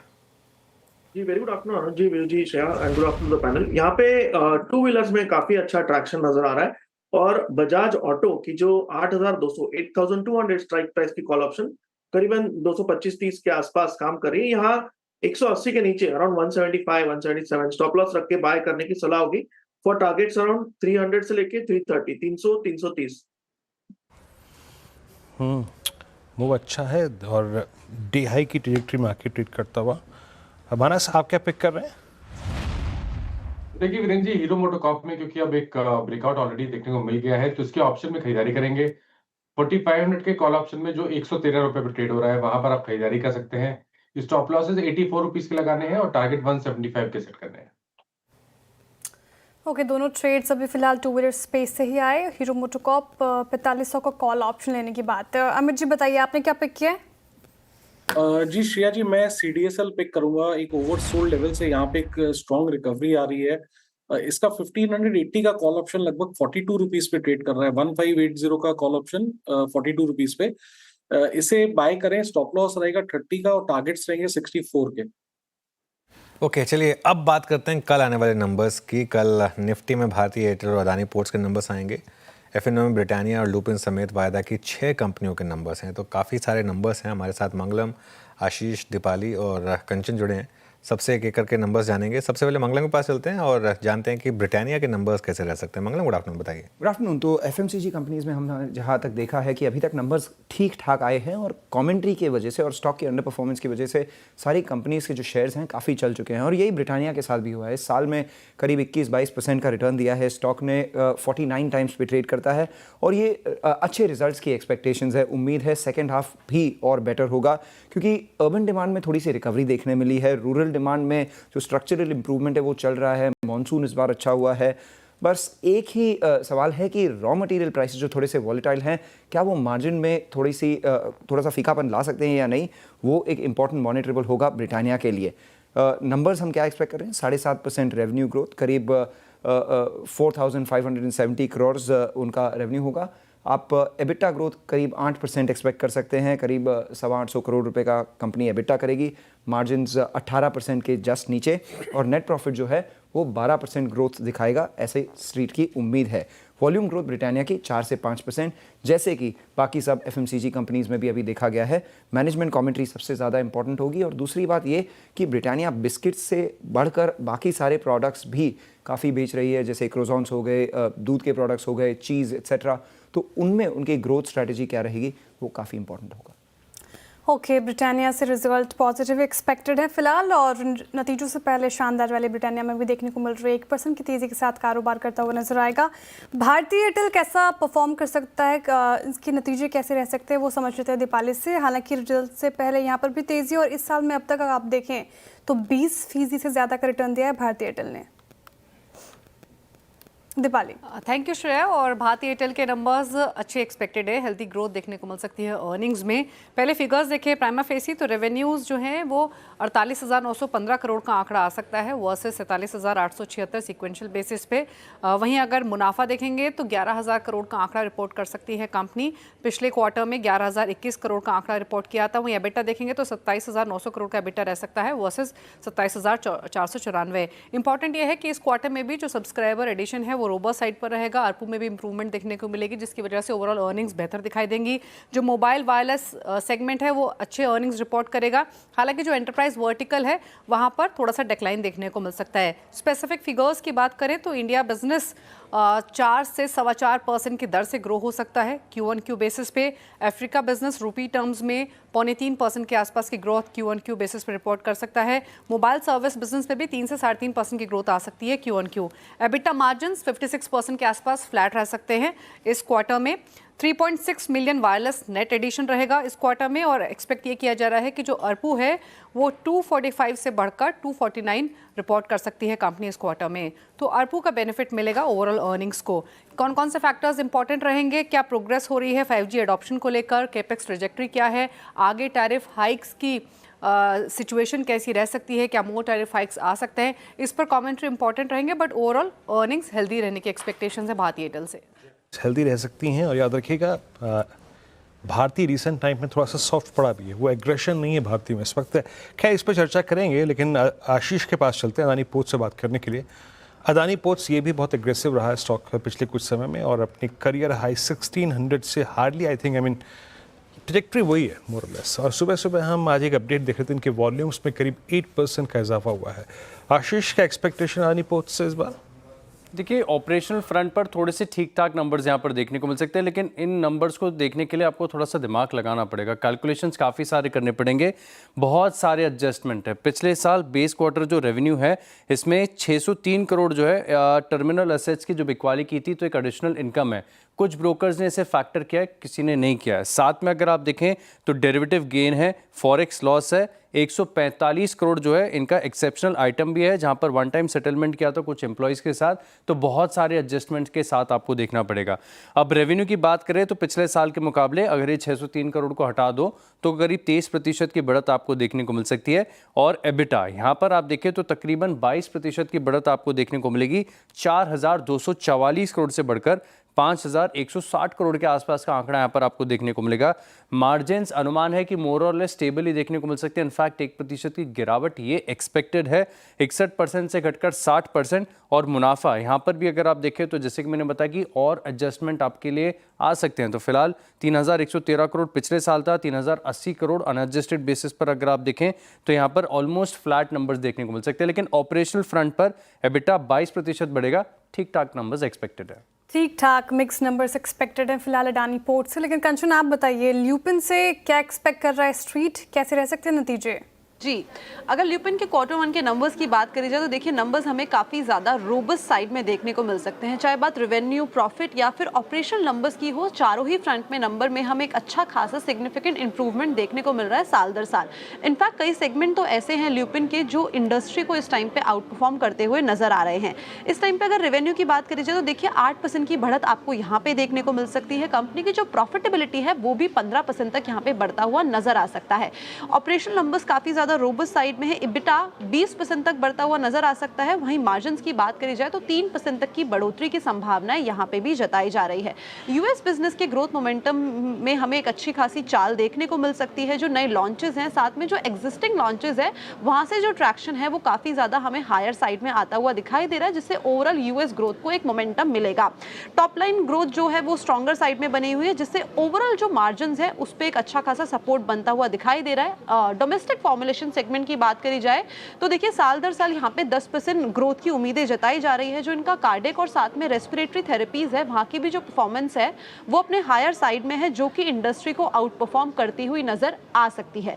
की फैक्टर्स क्या होंगे जो आपको ध्यान में रखने हैं, उसके ऊपर एक बार बात कर लेते हैं। बेसिकली कंपनी ने इस टाइम पे अपने जो स्पेशलिटी बिजनेस है उसके ऊपर किस तरीके का इन्वेस्टमेंट प्लान किया है, ये आपको की फोकस एरिया होगा। साथ में मेरा बैकग्राउंड की सेल्स आउटलुक क्या है, बिकॉज अभी हमने रिसेंटली देखा है क्या इसका जो लिटिगेशन का आउटकम है वो आ गया है, तो मैनेजमेंट की कमेंट्री काफी ज्यादा इंपॉर्टेंट रहने वाली है। वहीं जो इनके की इंजेक्टेबल्स है उसके ऊपर किस तरीके के अप्रूवल्स आते हैं रेगुलेटेड मार्केट से, ये की फोकस एरिया होगा। ऑलराइट, चलिए तो आप सबका बहुत बहुत शुक्रिया ये सारे के सारे नंबर्स का प्रीव्यू लेकर आने के लिए। अब आगे बढ़ते हैं और 4 का चौका की शुरुआत करते हैं। सबसे पहले प्रशांत जी के पास चलेंगे सस्ता ऑप्शन के लिए, फिर राजेश सातपुते जी के पास एफएन सुपरस्टार, मानस जी के पास चलेंगे चार्ट का चमत्कार और शरद जी हैं हमारे साथ मिड कैप फंडा के लिए। प्रशांत जी आप शुरुआत करिए। तो अनुज जी, यहाँ पे मुझे अडानी ग्रीन जो स्टॉक है वो काफी अच्छा लग रहा है। इनफैक्ट अगर हम यहाँ पे थोड़ा हायर टाइम फ्रेम पे देखें तो वीकली टाइम फ्रेम पे ये कंसोलिडेट करते हुए हायर बॉटम्स बनाते जा रहा है और मुझे लग रहा है यहाँ एक अच्छी स्पाइक आ सकती है। तो इसकी जो अगस्त महीने की 1000 स्ट्राइक प्राइस की कॉल ऑप्शन करीबन 30, 32, 33 के आसपास काम कर रही है। यहाँ मेरा स्टॉप लॉस होगा करीबन 22 के आसपास, 22। जो टारगेट मैं देख रहा हूँ वो होगा 50 का टारगेट 1 और 55 टारगेट 2। ओके, अडानी ग्रीन्स की 1000 की स्ट्राइक की कॉल। अब चलते हैं फिर सुपरस्टार के लिए राजेश जी के पास। राजेश जी क्या पिक कर रहे हैं आप? वीरेंद्र जी देखिए, मुझे लगता है आईटी में यहाँ पे थोड़ा सा कॉन्ट्रा बाइंग हो रहा है, तो ये क्या हम प्ले करें? तो मुझे लगता है यस करना चाहिए, रिस्क टू रिवॉर्ड थोड़ा बढ़िया मिल रहा है। तो देखिए टेक महिंद्रा बाय करेंगे, 1478 करंट मार्केट प्राइस है, तो हमारा स्टॉप लॉस होगा करीबन 1460 का और टेक महिंद्रा बाय करेंगे। 2-3 चीजें अच्छी लग रही है, एक तो पॉजिटिव डाइवर्जेंस है और बुलिश एनगल्फिंग है, और जिस तरह से थोड़ा थोड़ा यहाँ पे ओपन इंटरेस्ट ऐड हो रहा है तो कहीं ना कहीं लगता है ये मोमेंटम कंटिन्यू होगा। तो फिर से रिपीट करता हूँ, सॉरी, 1460 का स्टॉप लॉस रखे, बाय करें।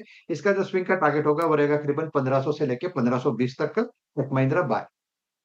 Take Mahindra buy FnO superstar के लिए राजेश जी की पिक। और पूरा आईटी स्पेस अगर आप देखें निचले स्तरों से अच्छी रिकवरी इंट्राडे में आज दिखाई है। चार्ट का चमत्कार क्या होगा मानस जी आपका? तो देखिए डिलीवरी पे खरीदारी करेंगे क्योंकि यहाँ पर एक क्लियर कट ब्रेकआउट देखने को मिला है। ट्रेंड पहले से पॉजिटिव था लेकिन आज के ब्रेकआउट पे काफी बढ़िया वॉल्यूम देखने को मिले हैं, तो डिलीवरी के फ्यूचर में खरीदारी की जा सकती है। 454 के स्टॉप लॉस से खरीदारी करनी चाहिए। 480 480 तक के टारगेट्स पॉसिबल हैं। चाहे तो ऑप्शन ट्रेड ले लें, 460 का कॉल ऑप्शन ले सकते हैं। 16-17 रुपए के आसपास ट्रेड हो रहा है, उसमें 12 रुपए का स्टॉप लॉस लगा ले। 27 रुपए के टारगेट्स पॉसिबल है। ओके, मिड कैप फंडा के लिए अब शरद अवस्थी के पास चला जाए। शरद जी बताइए क्या पिक करेंगे आप? ओरिएंट टेक रीसेंट आईपीओ है, 1300 करोड़ के आसपास का मार्केट कैप है कंपनी का। जो डिफरेंशिएटर है वो मुझे लगता है ये है कि ये लोग लार्जली डोमेस्टिक मार्केट को ही कैटर कर रहे हैं। तो उसका फ़ायदा आने वाले समय में इनको मिलना चाहिए। इंटरनेशनली जो थोड़ी बहुत वोलेटिलिटी है, वो उतनी ज़्यादा विज़िबल नहीं होनी चाहिए। और ग्रोथ के टर्म्स पे Q3 ऑनवर्ड्स ये एक्सपेक्टेशन है कि नंबर्स में काफ़ी बढ़िया इंप्रूवमेंट लगातार देखने को मिलनी चाहिए। IT infrastructure, ITES, cloud and data management services, recently device as a service भी इन्होंने चालू किया था, AWS के संग एक टाई अप किया है। तो हमारा मानना है कि ये सब चीज़ें इनको काफ़ी पॉज़िटिवली सपोर्ट करेंगी ग्रोथ को। सेकंड हाफ मोस्ट प्रोबेबली और बेटर रहना चाहिए, गवर्नमेंट कॉन्ट्रैक्ट्स वगैरह भी स्ट्रॉन्ग हैं। 135 करोड़ के आसपास की ऑर्डर बुक ऑलरेडी है। तो मुझे लगता है ये कंपनी है जो डोमेस्टिक आईटी रिलेटेड और नए प्रोडक्ट्स AWS वगैरह का भी सपोर्ट इनको मिलना चाहिए, जिसकी वजह से लगातार इंप्रूवमेंट नंबर्स में दिखनी चाहिए। तो हम भी उम्मीद कर रहे हैं कि अगले साल एक 12 महीने में लगभग कंपनी 20-25 रुपए के आसपास की इनकम डिक्लेयर कर देगी। तो 71 करोड़ के आसपास का प्रॉफिट, तो हमारे हिसाब से 71 करोड़ के आसपास के प्रॉफिट पे 25 का मल्टीपल मिलना बहुत मुश्किल नहीं होना चाहिए। तो 400 सवा 400 रुपए के टारगेट के हिसाब से ओरिएंट है। ओके, ओरिएंट टेक्नोलॉजीज 319 पे आपका बाय कॉल। हमने शुरुआत की थी आज के सस्ता ऑप्शन ट्रेड से। प्रशांत जी से पिक किया था ये ट्रेड, और वो था अदानी ग्रीन्स की कॉल स्ट्राइक 1000 रुपये की आपको पिक करनी है। 32-75 पे ट्रेड करती है। उसके बाद दूसरा ट्रेड आया राजेश सतपुते जी का टेक महिंद्रा रिवर्सल की खोज में 1520 का लक्ष्य यहाँ पे 1470 का प्राइस है यहाँ पे इस वक्त, जहाँ पे आपको चेस करा डिलीवरी। ये माना इसका कन्वर्शन ट्रेड सुपर स्ट्रॉन्ग 480 का लक्ष्य 461 पे ट्रेड करता हुआ। और अभी अभी जो आज की मिड कैप कॉल थी वो ओरिएंट टेक्नोलॉजीज। अनुज। ओके, चलिए एक छोटा सा ब्रेक लेते हैं वीरो, और उसके बाद हमारे साथ इन्वेसेट PMS के पार्टनर और रिसर्च हेड अनिरुद्ध गर्ग जुड़ेंगे, उनसे करेंगे बातचीत।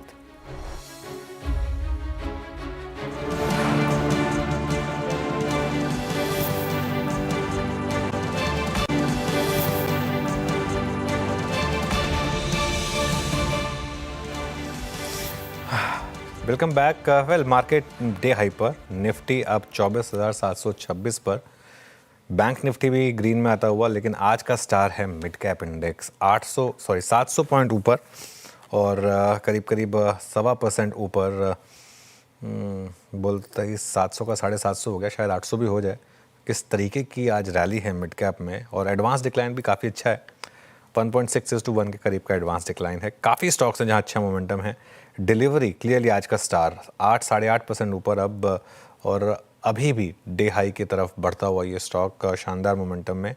UPL, CDSL, BSE, कैम्स, केफिन सब में अच्छी रैली आ रही है। हमारे साथ अनिरुद्ध गर्ग जुड़े हैं, उनसे बातचीत करते हैं, इन्वेसेट PMS के पार्टनर और रिसर्च हेड। अनिरुद्ध जी, गुड आफ्टरनून।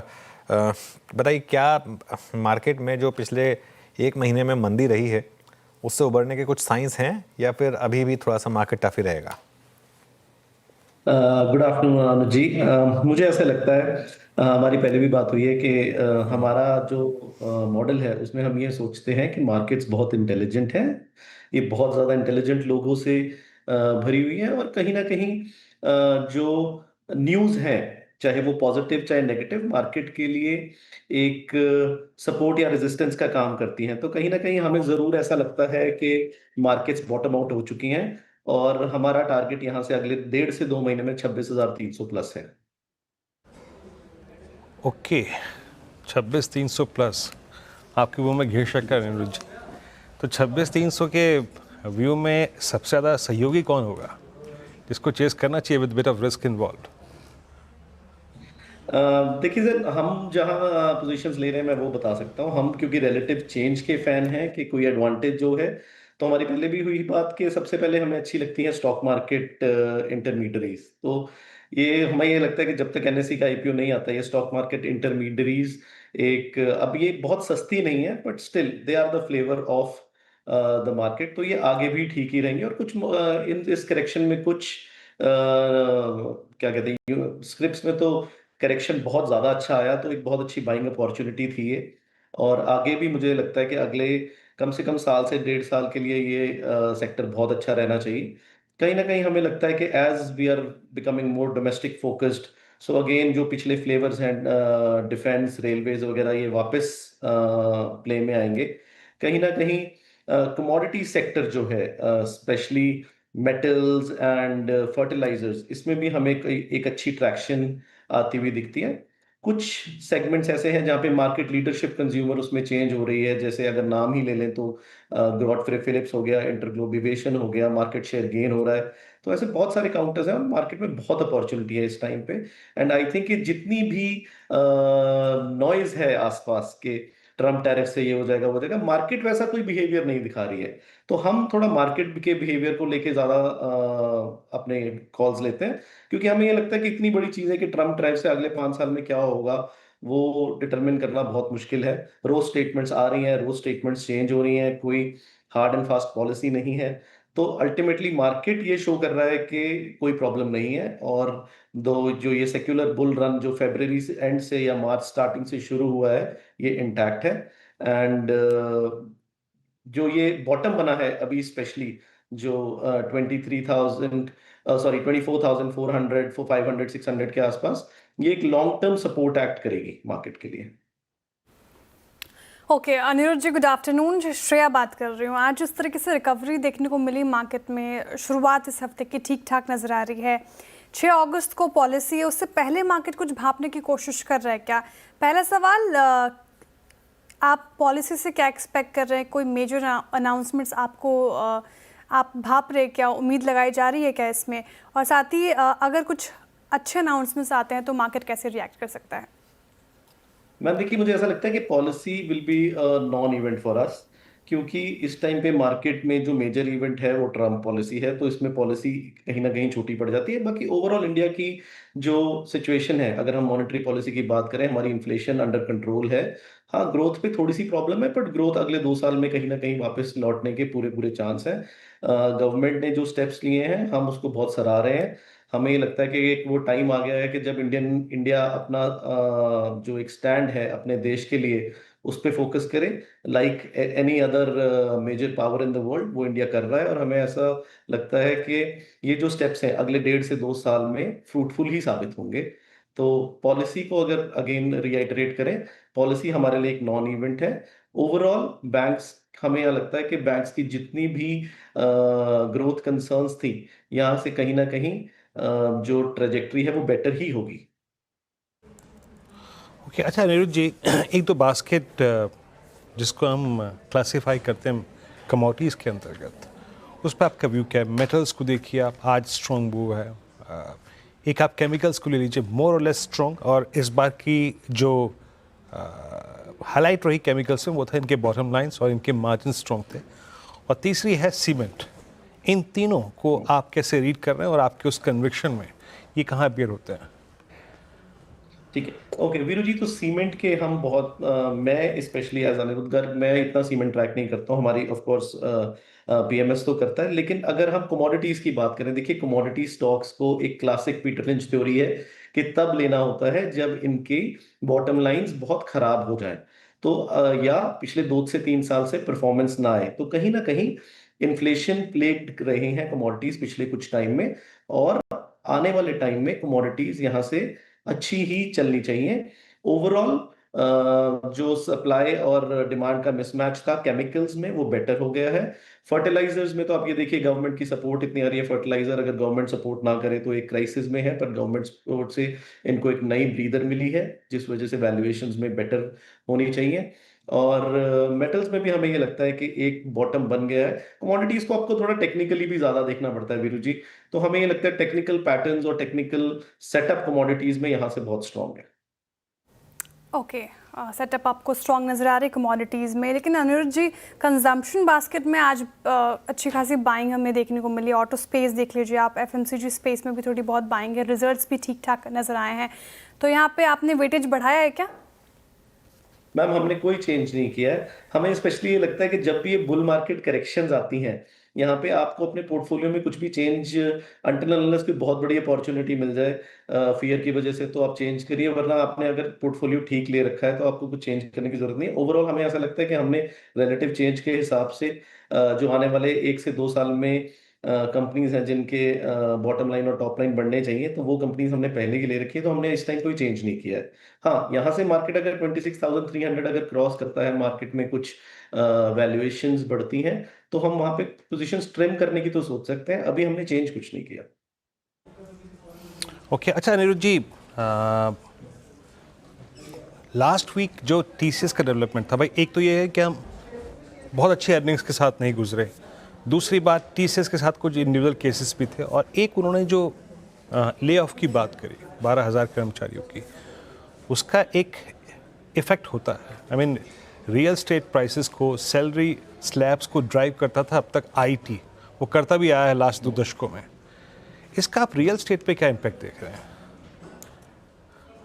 देखिए सर, अगर पहले टेक्नोलॉजी की बात करें, ये हुआ क्या ना, ये सब कोविड के टाइम पे आप देखिए हमें मैं आपको एक माइक्रो एग्जांपल देता हूँ।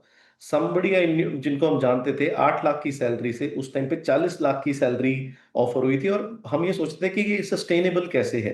तो अल्टीमेटली और उधर से ये AI में जो डेवलपमेंट हुई है, this is real, this is absolutely real. Chat GPT को अगर हम बोलें तो बहुत सारे काम जो हम अपनी टीम से पहले कराते थे अब हमें जरूरत नहीं है। तो कहीं ना कहीं एक टेक वर्ल्ड में एक डिसरप्शन हो रही है, और जिस डिसरप्शन में जो सैलरी इंक्रीजेस एक्स्ट्रा ऑर्डिनरी दी गई थी नॉट सो टैलेंटेड लोगों को, वहां पे कोई ना कोई प्रॉब्लम जरूर आएंगी। इस वजह से ऑफ कोर्स जो भी इन एंसिलरी इंडस्ट्रीज फॉरवर्ड या बैकवर्ड जिसमें बोले जहां पे इफेक्ट आ सकता है वो जरूर आएगा। रियल एस्टेट में अगर बोले, रियल एस्टेट की जो रेजिडेंशियल और रेजिडेंशियल रियल एस्टेट की डिमांड सर अभी भी स्ट्रांग है, नो डाउट। हिकअप्स जरूर आए हैं, पिछले साल जितनी स्ट्रांग नहीं है, बट रियल एस्टेट की डिमांड में अभी भी मुझे कोई प्रॉब्लम नहीं लग रही है। अगर आप देखिए project launches they are being sold off, specially luxury market में, जो हम प्रीमियमाइजेशन पिछले 1-1.5 साल से बात कर रहे हैं, लग्जरी मार्केट में तो बिल्कुल फर्क नहीं है। कमर्शियल में प्रॉब्लम क्या है कि कमर्शियल में अभी इतनी अवेलेबिलिटी ही नहीं है, तो इस वजह से भी due to lack of supply commercial भी हमें रियल एस्टेट में कोई प्रॉब्लम नहीं लग रही है। हाँ ऑफ कोर्स अगर IT में प्रॉब्लम आएगी तो रियल एस्टेट कहीं ना कहीं सफर करेगा, बट IT मूव ही बहुत कर गया वर्क फॉर होम में, तो मुझे लगता है कि रियल एस्टेट थोड़ा सा मतलब इसमें प्रॉब्लम नहीं आनी चाहिए। ओके, क्योंकि हम बहुत सेक्टर स्पेसिफिक डिटेल में डिस्कस कर रहे हैं अनुज जी, एनर्जी स्पेस पर हालांकि ज़्यादा बात नहीं करते हम स्पेस पर, लेकिन चर्चा करना चाहूँगी। आज आप देखिए फ्लैट कारोबार कर रहे हैं, लेकिन स्टॉक स्पेसिफिक मोमेंटम तो है। JSW एनर्जी एंड भेल, आप देख लीजिए पार इंडिया, अडानी पार्ट जैसे स्टॉक्स में अच्छी खासी तेज़ी है। एनर्जी स्पेस में आपका रुझान क्या है, आप कैसे स्ट्रैटेजाइज कर रहे हैं स्पेस में? Ma'am energy and power sector को अगर हम डिवाइड करें, जो lines distribution, AC/DC transmission conversion, जो power delivery at home, solar power, ये अब इंडिया की रियलिटी है। Ultimately energy is India's biggest requirement for the next 10 years. अगर हमें वो विकसित भारत जो प्राइम मिनिस्टर हमारे बार बार रिआइटरेट करते हैं उसकी तरफ बढ़ना है, तो सबसे बड़ा जो फैक्टर है, सबसे बड़ा मल्टीवाइटामिन बोल लीजिए, जो सबसे बड़ा मल्टीवाइटामिन काम करेगा वो एनर्जी है।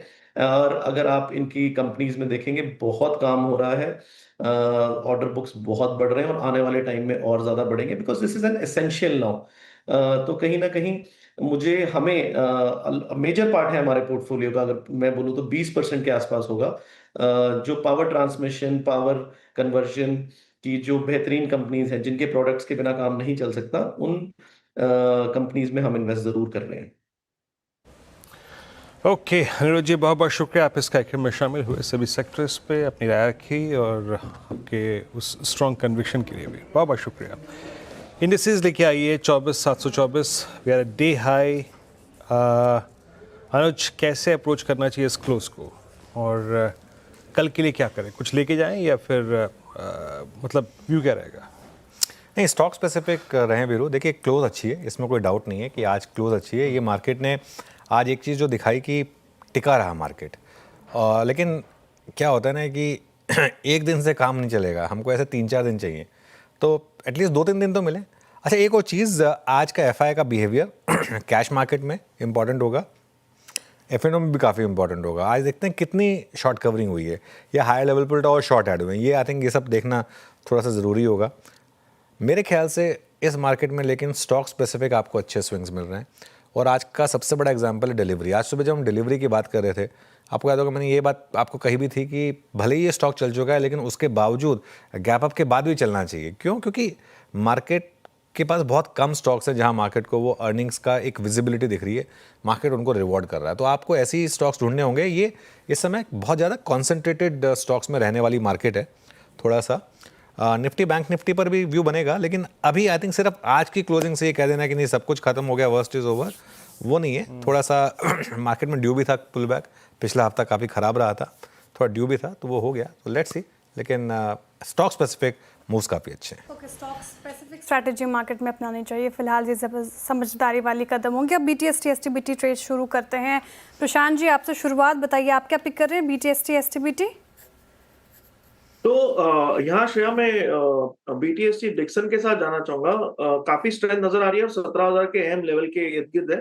तो यहाँ पे जो मेरा स्टॉप लॉस होगा वो होगा करीबन 16,900 के आसपास। जो टारगेट्स में देख रहा हूँ वो होगी करीबन 17,200 से लेके 17,230। ओके, डिक्सन 17,000 पे बाय कॉल। मानस आपका ट्रेड? तो देखिए CDSL में खरीदारी करके जाएंगे। स्टॉक ने अपने 200 डे मूविंग एवरेज पे सपोर्ट लेकर रिकवरी दिखाई है, 10 डे मूविंग एवरेज के ऊपर क्लोज होने की कोशिश कर रहा है। तो CDSL के फ्यूचर में खरीदारी करेंगे, 1539 का स्टॉप लॉस लगाएंगे, 1615 1615 तक के टारगेट्स पॉसिबल है। काबा सर, आपका कैरी कर रहे हैं कल के लिए?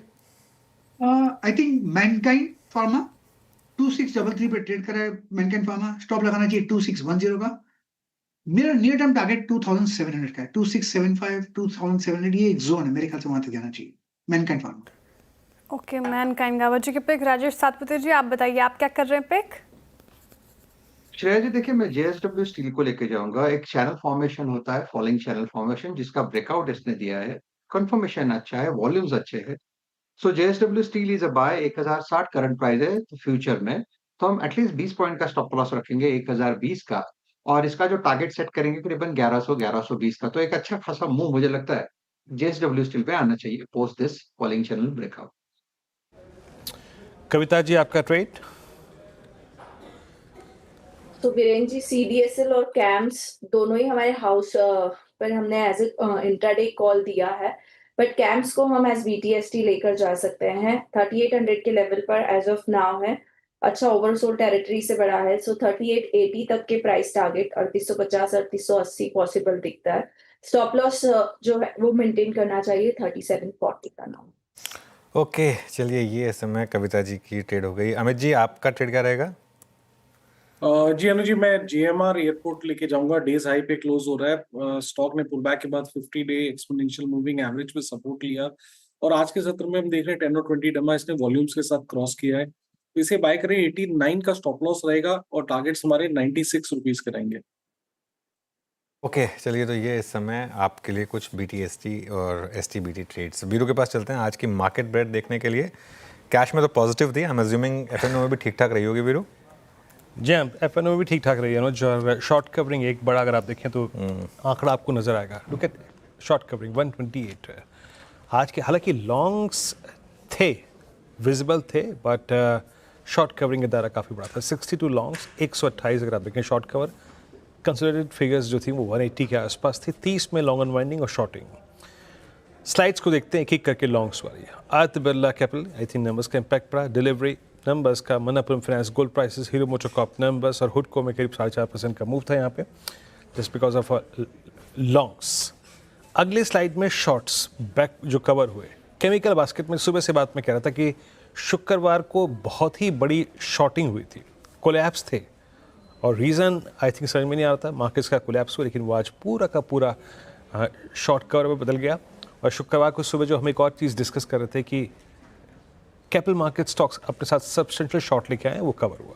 बाकी post I think numbers ABB, NC, Suzlon, Godrej consumer and pharma यहाँ पे शॉर्ट्स बने। अगली स्लाइड में आएगा लॉन्ग अनवाइंडिंग, जहाँ पे प्रॉफिट्स कैश में कन्वर्ट हुए। इस स्लाइड में आप देखिए आपकी स्क्रीन पे, मतलब ये तो शॉर्ट बिल्डअप के आंकड़े हैं। और ये PNB हाउसिंग फाइनेंस 2 दिन से अनवाइंडिंग का कायम। CSC, HDFC बैंक, ये खराब चीज़ है आज। और HDFC बैंक में लॉन्ग लिक्विडेशन, लॉन्ग्स कटे, और इससे महत्वपूर्ण बात ये थी कि स्टॉक अपने 20 डे मार्क नीचे बंद हुआ। और आज FMCG के कुछ कैंडिडेट्स कोलैप्स हुए, दाबर और वरुण बेवरेजेस, जिन्होंने लास्ट सेशन में कुछ अच्छी तेजी दिखी थी, और स्पेशली वरुण बेवरेजेस। लेकिन यहाँ पे एक अपवाद रहा, वो था मैरिको, जिसने अच्छी स्ट्रेंथ दिखाई। मैरिको माना आपको कन्विक्शन दे रहा है क्या टू कैरी लॉन्ग्स? देखिए मैरिको की अगर बात करें तो कन्विक्शन तो है कि कल के लिए खरीदारी कर सकते हैं। एक ऊपर रेजिस्टेंस है 740 745 तक, तो वहीं तक के आपके टारगेट रहेंगे। अगर आपने लॉन्ग पोजीशन को होल्ड किया है तो 714 का स्टॉप लॉस जरूर लगा लें। ओके, मेरे को 714 का स्टॉप लॉस लगाना है और होल्ड कर सकते हैं फिलहाल। और शानदार रैली आप देखिए इनफैक्ट नतीजों के बाद देखने को मिली और वर्टिकल राइज 2% की तेज़ी के साथ कर रहा है कारोबार। इनफैक्ट मैं देख रही थी एनर्जी स्पेस में भी थोड़ा थोड़ा बहुत आज सुधार देखने को मिला। JSW एनर्जी, पावर इंडिया जो पिक करना चाह रहे थे गाबा सर, वो 21,200 के लेवल पर आज कारोबार कर रहा है 3% से ज़्यादा की तेज़ी के साथ। गाबा सर, पावर इंडिया आपने इसके अलावा कोई स्टॉक अच्छा लग रहा है आपको? BHEL भी आपने चूज़ किया। एनर्जी स्पेस से कोई और स्टॉक जो आपके रडार पर हो फिलहाल? JSW एनर्जी देख सकता हूँ, यहाँ पर अच्छा अप हुआ है। JSW एनर्जी 538 के 39 के आसपास ट्रेड कर रहा है। जो सेटअप है उसके हिसाब से लगता है यहाँ से एक अप शुरू होना चाहिए। स्टॉप लगाना चाहिए सिर्फ 535 का, करीब 4 रुपए की स्टॉप है। नियर टर्म टारगेट 550, ये एक पॉसिबिलिटी है। तो स्ट्रक्चर के हिसाब से बहुत बढ़िया मूव है। आई थिंक सबको फॉलो अप थ्रू मिलना चाहिए JSW energy. Okay, JSW energy. चलिए अभी काम करते हैं, आपको बैन अपडेट बताते हैं। कोई अपडेट है नहीं बैन की, तो बहुत इजी रहेगा। ना कोई स्टॉक इन ना कोई स्टॉक आउट। ये इस समय FNO बैन अपडेट। मार्केट का पंचनामा, श्रेया बताइए आज क्या सवाल है, कुछ टीजर हो जाए उसका। जी, सवाल काफ़ी है। DLF मैंने चूज़ किया है क्योंकि रियल्टी स्पेस में पिछले कुछ सत्रों से हमने प्रेशर तो देखा, उसके बाद एक बाउंस बैक देखने को मिल रहा है। 2% की करीब करीब तेज़ी के साथ DLF क्लोज होने की तैयारी डे हाई के आसपास। अब करना क्या चाहिए? हालांकि खरीद और भाव उन्होंने नहीं बताया, माफ़ कीजिए, खरीद और क्वांटिटी, लेकिन व्यू मांग रहे हैं आपसे। DLF में मेरा भी पॉजिटिव है। आई थिंक ये जो करेक्शन है ये एक अच्छी हेल्दी करेक्शन है अपने हाई से। आई थिंक ये stock in line with market काफ़ी कंसोलिडेट या करेक्ट हुआ है और इन लेवल्स पर भी ये स्टॉक जो है सॉरी श्रेया, मुझे लग रहा है कि काफ़ी अट्रैक्टिवली प्राइस्ड है वैल्यूएशन के हिसाब से। लेकिन ये है कि इसमें थोड़ा सा आपको लॉन्ग टर्म का व्यू रखना होगा, ट्रेडिंग के हिसाब से नहीं, थोड़ा सा मीडियम टू लॉन्ग टर्म का व्यू रखना होगा। और दूसरा सवाल जो है थोड़ा ब्रॉडर है, वो कह रहे हैं सर ट्रम्प टैरिफ के बीच में कोई ऐसा सेक्टर जो सेफ हो, जहाँ पर हम सेफ हो पाए, तो वो कौन सा सेक्टर होगा? NBFCs, I think frankly speaking मुझे लग रहा है कि आज भी देखिए आप जिस तरीके से 3-4 NBFCs में अच्छे मूव्स आए हैं, चाहे वो पूनावाला हो या चोला हो, मुथूट, मन्नापुरम। आई थिंक ये एक स्पेस है जहाँ पर टैरिफ से हम प्योरली इम्यून हैं और ख़ास तौर से ऐसी NBFCs जिनका ज़्यादा झुकाव ऑटोस की तरफ है। आई थिंक उस पर थोड़ा सा मुझे लग रहा है कि अब आप थोड़ा सा वापस पॉजिटिव व्यू रख सकते हैं। चलिए 335 पर हम वापस जुड़ेंगे और डिस्कस करेंगे आपके साथ मार्केट का पंचनामा में। एक आध स्टॉक और देखते हैं। मार्केट एकदम डे हाई पर बंद होने की तैयारी कर रहा है। एक बार KEI इंडस्ट्रीज़ लेकर आइए। KEI इंडस्ट्रीज़ 1000 रुपये के करीब का मूव आ चुका है इसमें पिछले 3 महीने में। आई थिंक जब से वो क्लैरिफिकेशन आया था, जब वो केबल एंड वायर स्पेस में वो अदानी वाले मामले के बाद, उसके बाद से देखिए आप किस तरीके के मूव्स यहाँ पर KEI में आपको दिखाई देंगे। KEI इंडस्ट्रीज़, मानस एक बार चार्ट देखिए इसका, काफ़ी स्ट्रॉन्ग स्टॉक रहा है पिछले 3 महीने में।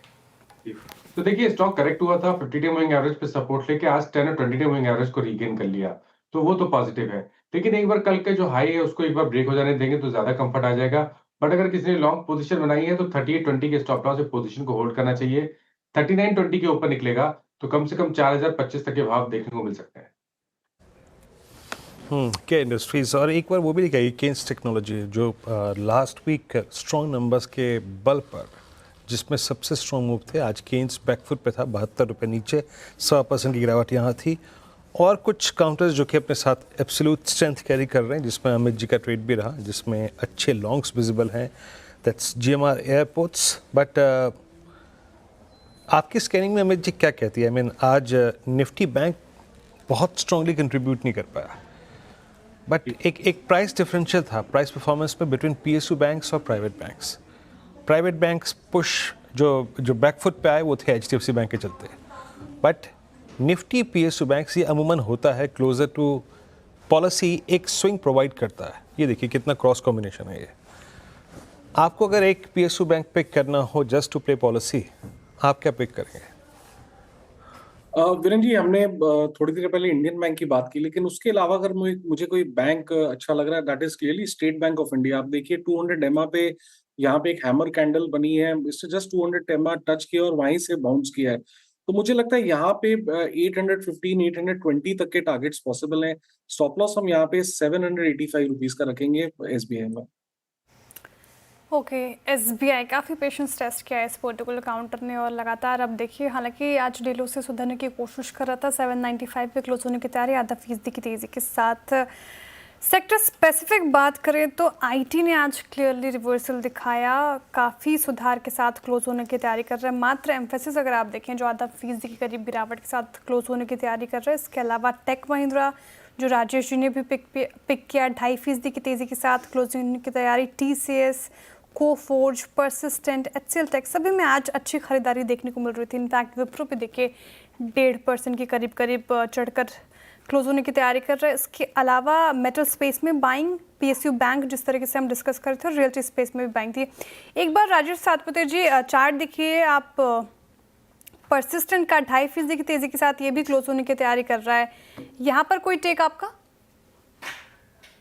देखिए शायद मुझे लगता है कि ओवरऑल IT में यहाँ पे एक रिलीफ रैली प्ले चल रहा है, जिसका अगर आप परसिस्टेंट की इन पर्टिकुलरली बात करें तो मेरा टारगेट रहेगा करीबन 5280 से लेके 5300। तो करंट लेवल से आप कह सकते हैं 100 पॉइंट का और एक मूव यहाँ पे मिलना चाहिए। तो पोजीशन है तो डेफिनेटली बने रहे। स्टॉप लॉस होगा 5150। अगर कोई नया निवेश भी है, नया इन्वेस्टमेंट करना है या BTST लेके जाना है तो भी स्टॉप लॉस होगा 5150। और जैसे मैंने कहा टारगेट जो होगा वो रहेगा 5300 का। अच्छा, 2 स्टॉक्स और लेके आइएगा। जस्ट वोल्टास को देख लीजिए एक बार जरा प्लीज़, और एक बार लेके आइए आप ब्लू स्टार। वोल्टास और ब्लू स्टार, वोल्टास भी डे हाई पर 2% ऊपर, ब्लू स्टार भी करीब 47 रुपये ऊपर, 1744। कविता जी, ये आपको इन दोनों में ज़्यादा कन्विक्शन किस पे है? दोनों में मूव था, हालांकि ब्लू स्टार बहुत स्ट्रॉन्ग था। अब कूलिंग ऑफ के बाद एक मूव आ रहे हैं, हालांकि ये डिपेंड करेगा कि मार्केट्स कैसे बिहेव करते हैं अगले 3-4 दिन में। बट रिवर्सल के सबसे स्ट्रॉन्ग कैंडिडेट्स कौन कौन से इसमें से, दोनों में से? जी, दोनों पर ही अगर आप देखें तो इमीडिएट रेजिस्टेंस आते हुए दिख रहे हैं। इनकेस अगर ब्लू स्टार देखें तो 1745 से लेकर 1770 के बीच में मल्टीपल रेजिस्टेंसेस हैं। बट आज का जो परफॉर्मेंस है वो काफी अच्छा रहा है। ब्लू स्टार का 3.25% ऊपर है। वॉल्यूम को देखते हुए मुझे लगता है ये सरपास होना चाहिए। अपसाइड मूव बनते हुए देख सकते हैं 1780 1800 के। सो इन केस अगर पोजीशनिंग किसी ने किया है तो 1730 के स्टॉप लॉस के साथ अपनी पोजीशन को लेकर जा सकते हैं। ओके, तो ये इस समय ब्लू स्टार पर एक व्यू। एक बार हैवेल्स का चार्ट लेकर आइए, क्योंकि हैवेल्स नंबर्स के बाद थोड़े रैली आई, फिर उसके बाद पिछले हफ्ते काफ़ी ख़राब रहा मूव। आज इसमें थोड़ा सी एक बुलिश एनगल्फिंग कैंडल बनाया इसने, फ्राइडे की कैंडल को पूरा इरेज किया। लेकिन एक और इंडेक्स जो आज जहां शानदार तेज़ी लेकर जा रहा है वो है डिफेंस। एक बार निफ्टी डिफेंस इंडेक्स देखते हैं, और उसमें सोलार इंडस्ट्रीज़ खास तौर से सोलार इंडस्ट्रीज़। राजेश सातपुते जी, एक बार चार्ट देखिए सोलार का। हालांकि थोड़ा हाई टिकट स्टॉक है ये, प्राइस काफ़ी हाई है इसका, लेकिन शानदार मूव है इसमें। बिल्कुल। और देखिए यहाँ पे अगर आप देखें तो यहाँ पे ओपन इंटरेस्ट घटा है करीबन 5% इट शोज कि यहाँ पे शॉर्ट कवरिंग हो रही है। और यहाँ कहाँ तक एक्सटेंड होगी, मेरे हिसाब से एज ए BTST में लेके जाए तो इसका टारगेट होगा करीबन 14,800 से लेके 15,000। स्टॉप लॉस मेंटेन करना पड़ेगा 14,200 का। सोलार 14,200 का स्टॉप लॉस मेंटेन कर सकते हैं फिलहाल ये सोलार इंडस्ट्रीज पर रहा है। इनफैक्ट आज हुडको भी वायदा के गिनर्स में शामिल 2.5% की तेज़ी के साथ क्लोज होने की तैयारी कर रहे थे हाई पर। और पिछले बार भी अगर आप माफ़ कीजिएगा 4% की तेज़ी के साथ पिछले 5 दिनों में अच्छी खासी रैली हमें देखने को मिली है, और इस साल में अब तक थोड़ा तो करेक्ट हुआ है। हुडको में आज जिस तरीके से बाइंग नज़र आ रही है, कविता जी चेज करने लायक लग रहा है क्या ये फिलहाल? जी, अपने 10 EMA पर एज ऑफ नाउ होवर करता हुआ दिख रहा है 218 के लेवल पर। मुझे लगता है डे पर्सपेक्टिव से अगर किसी ने पोजीशनिंग ली है तो दे मे बुक द प्रॉफिट, और ट्रेलिंग स्टॉप लॉस के साथ अप्रोच करें 216 का। मूव एक्सटेंड हो सकता है 222 225 के लिए। खुद को 21866। चलिए हम फाइनली क्लोज की तरफ बढ़ते हुए, हालांकि फाइनल क्लोज को बड़ी वॉल पे दिखेंगे, लेकिन जहां तक के क्यूट स्ट्रेंथ का सवाल है उसमें आज इस सेशन को लीड किया केमिकल बास्केट ने बिकॉज ऑफ शॉर्ट कवरिंग। लेकिन ऑटो में फ्रेश बाइंग थी जिसमें TVS ने लीड किया, हीरो मोटोकॉर्प ने फॉलो किया। अच्छी स्ट्रेंथ यहाँ थी। मेटल्स याद रखिएगा आज बाजार की एक और महत्वपूर्ण और मजबूत कड़ी थी। और बहुत अच्छे अगर आप देखें शॉर्ट कवरिंग के केसेस बने थे आज, कैपिटल मार्केट थीम और एक डिफेंस स्टॉक्स। ये वो दो बास्केट थी जो अगस्त में अपने साथ सबसे बड़े शॉर्ट्स लेके आए थे, कैपिटल मार्केट थीम और आपका एक डिफेंस, और एक थीम और थी जिसने काफ़ी सब्सटेंशियल शॉर्ट कैरी किया था। हालांकि मैं भी रिकॉल यही कर पा रहा हूँ। और एक दो बास्केट अगर आप देखिए रियल एस्टेट इंसुलरी स्पेस में, that was I think Polycab, जिसने एक स्ट्रॉन्ग पुल बैक जनरेट किया, और कुछ रियल एस्टेट कैंडिडेट्स। चलते हैं इस क्लोजिंग को देखने के लिए बड़ी वॉल पे अनुज के पास। अनुज को बताइए। बिल्कुल शुक्रिया वीरू। और मार्केट की आज की क्लोज काफ़ी अच्छी रही और 166 पॉइंट ऊपर, मतलब एकदम डे हाई पर बंद हुए 24,732 पर। एक अच्छी चीज़ ये हुई कि आप देखें तो सारे के सारे बड़े सेक्टर इंडेक्स ग्रीन में बंद हो रहे हैं। बैंक निफ्टी जो पूरे टाइम रेड में रहा, लेकिन ये भी आखिरी में ग्रीन में आया। पता नहीं फाइनल क्लोजिंग कहाँ रहेगी, लेकिन ये भी ग्रीन में रहा। आईटी ने लीड किया, 1.5% आईटी इंडेक्स ऊपर था। मिड कैप करीब 1.5% से थोड़ा कम, और स्मॉल कैप भी 1.5% से थोड़ा कम। तो कुल मिलाकर ब्रॉडर मार्केट की भी आउट परफॉर्मेंस काफ़ी अच्छी रही आज। और एडवांस डिक्लाइन आएगा आपकी स्क्रीन पर, हेल्दी था, ऐसा भी नहीं कोई बहुत बड़ा रनवे वाला एडवांस डिक्लाइन था, लेकिन 1.6:1 के करीब का एडवांस डिक्लाइन था, जो अच्छा माना जाएगा। सेक्टोरल हीट में आप देखिए आप, और उसमें आपको एक इंटरेस्टिंग चीज़ दिखाई देगी कि ऑलमोस्ट सब सेक्टर ग्रीन में थे, सिर्फ एक एफएमसीजी को छोड़ दें तो। और फाइनेंशियल, और ये भी फ्लैट है, ऐसा नहीं है कि कोई बहुत ज़्यादा नीचे थे। ये आज का सबसे बड़ा क्लियरली अगर आप आउट परफॉर्मर देखेंगे तो वो था डिफेंस, करीब 2.7%, कैपिटल मार्केट ये भी 2.7%, और मेटल्स। तो 3 इंडेक्स थे जो 2.5% से थोड़े ज़्यादा गेंस के साथ बंद हुए। उसके अलावा ऑटो और आईटी 1.5% के गेंस के साथ, रियल एस्टेट करीब 2.25% गेंस के साथ बंद हुआ, और कैपिटल गुड्स भी 1%। तो ओवरऑल अगर आप देखें तो आज मार्केट में हेल्दी गेंस थे और वेल प्लान्ड आउट गेंस थे अक्रॉस सेक्टर्स। निफ्टी का हीट में आप देखते हैं, और मार्केट को लीड किया रिलायंस ने 1.25% के move in terms of contribution. लेकिन अगर आप स्टॉक स्पेसिफिक जाएंगे तो आज का stock of the day hero MotoCorp 5.5% ऊपर। सुबह CNBC आवाज़ की स्पॉटलाइट में था ये स्टॉक। टाटा स्टील 4% ऊपर था, Adani Ports, BEL, GSW steel, Grasim, Tech Mahindra, TCS, यहाँ पर अच्छे मूव्स थे। इंडसइंड बैंक, हिंडाल्को, श्रीराम फाइनेंस, ये भी स्टॉक्स चले। उसके अलावा L&T, Mahindra and Mahindra, Asian Paints, Infosys, Axis Bank, कुछ और स्टॉक्स थे जहाँ पर तेज़ी थी। नीचे क्या था आज? HDFC बैंक और ICICI बैंक, मेनली बस ये 2 स्टॉक्स थे जिन्होंने बैंक निफ्टी को थोड़ा सा एक ब्रेक लगा कर रखा, और इस वजह से निफ्टी भी एक 24,750 को नहीं क्रॉस कर पाया इन 2 स्टॉक्स की वजह से। लेकिन ओवरऑल मार्केट की अच्छी क्लोज।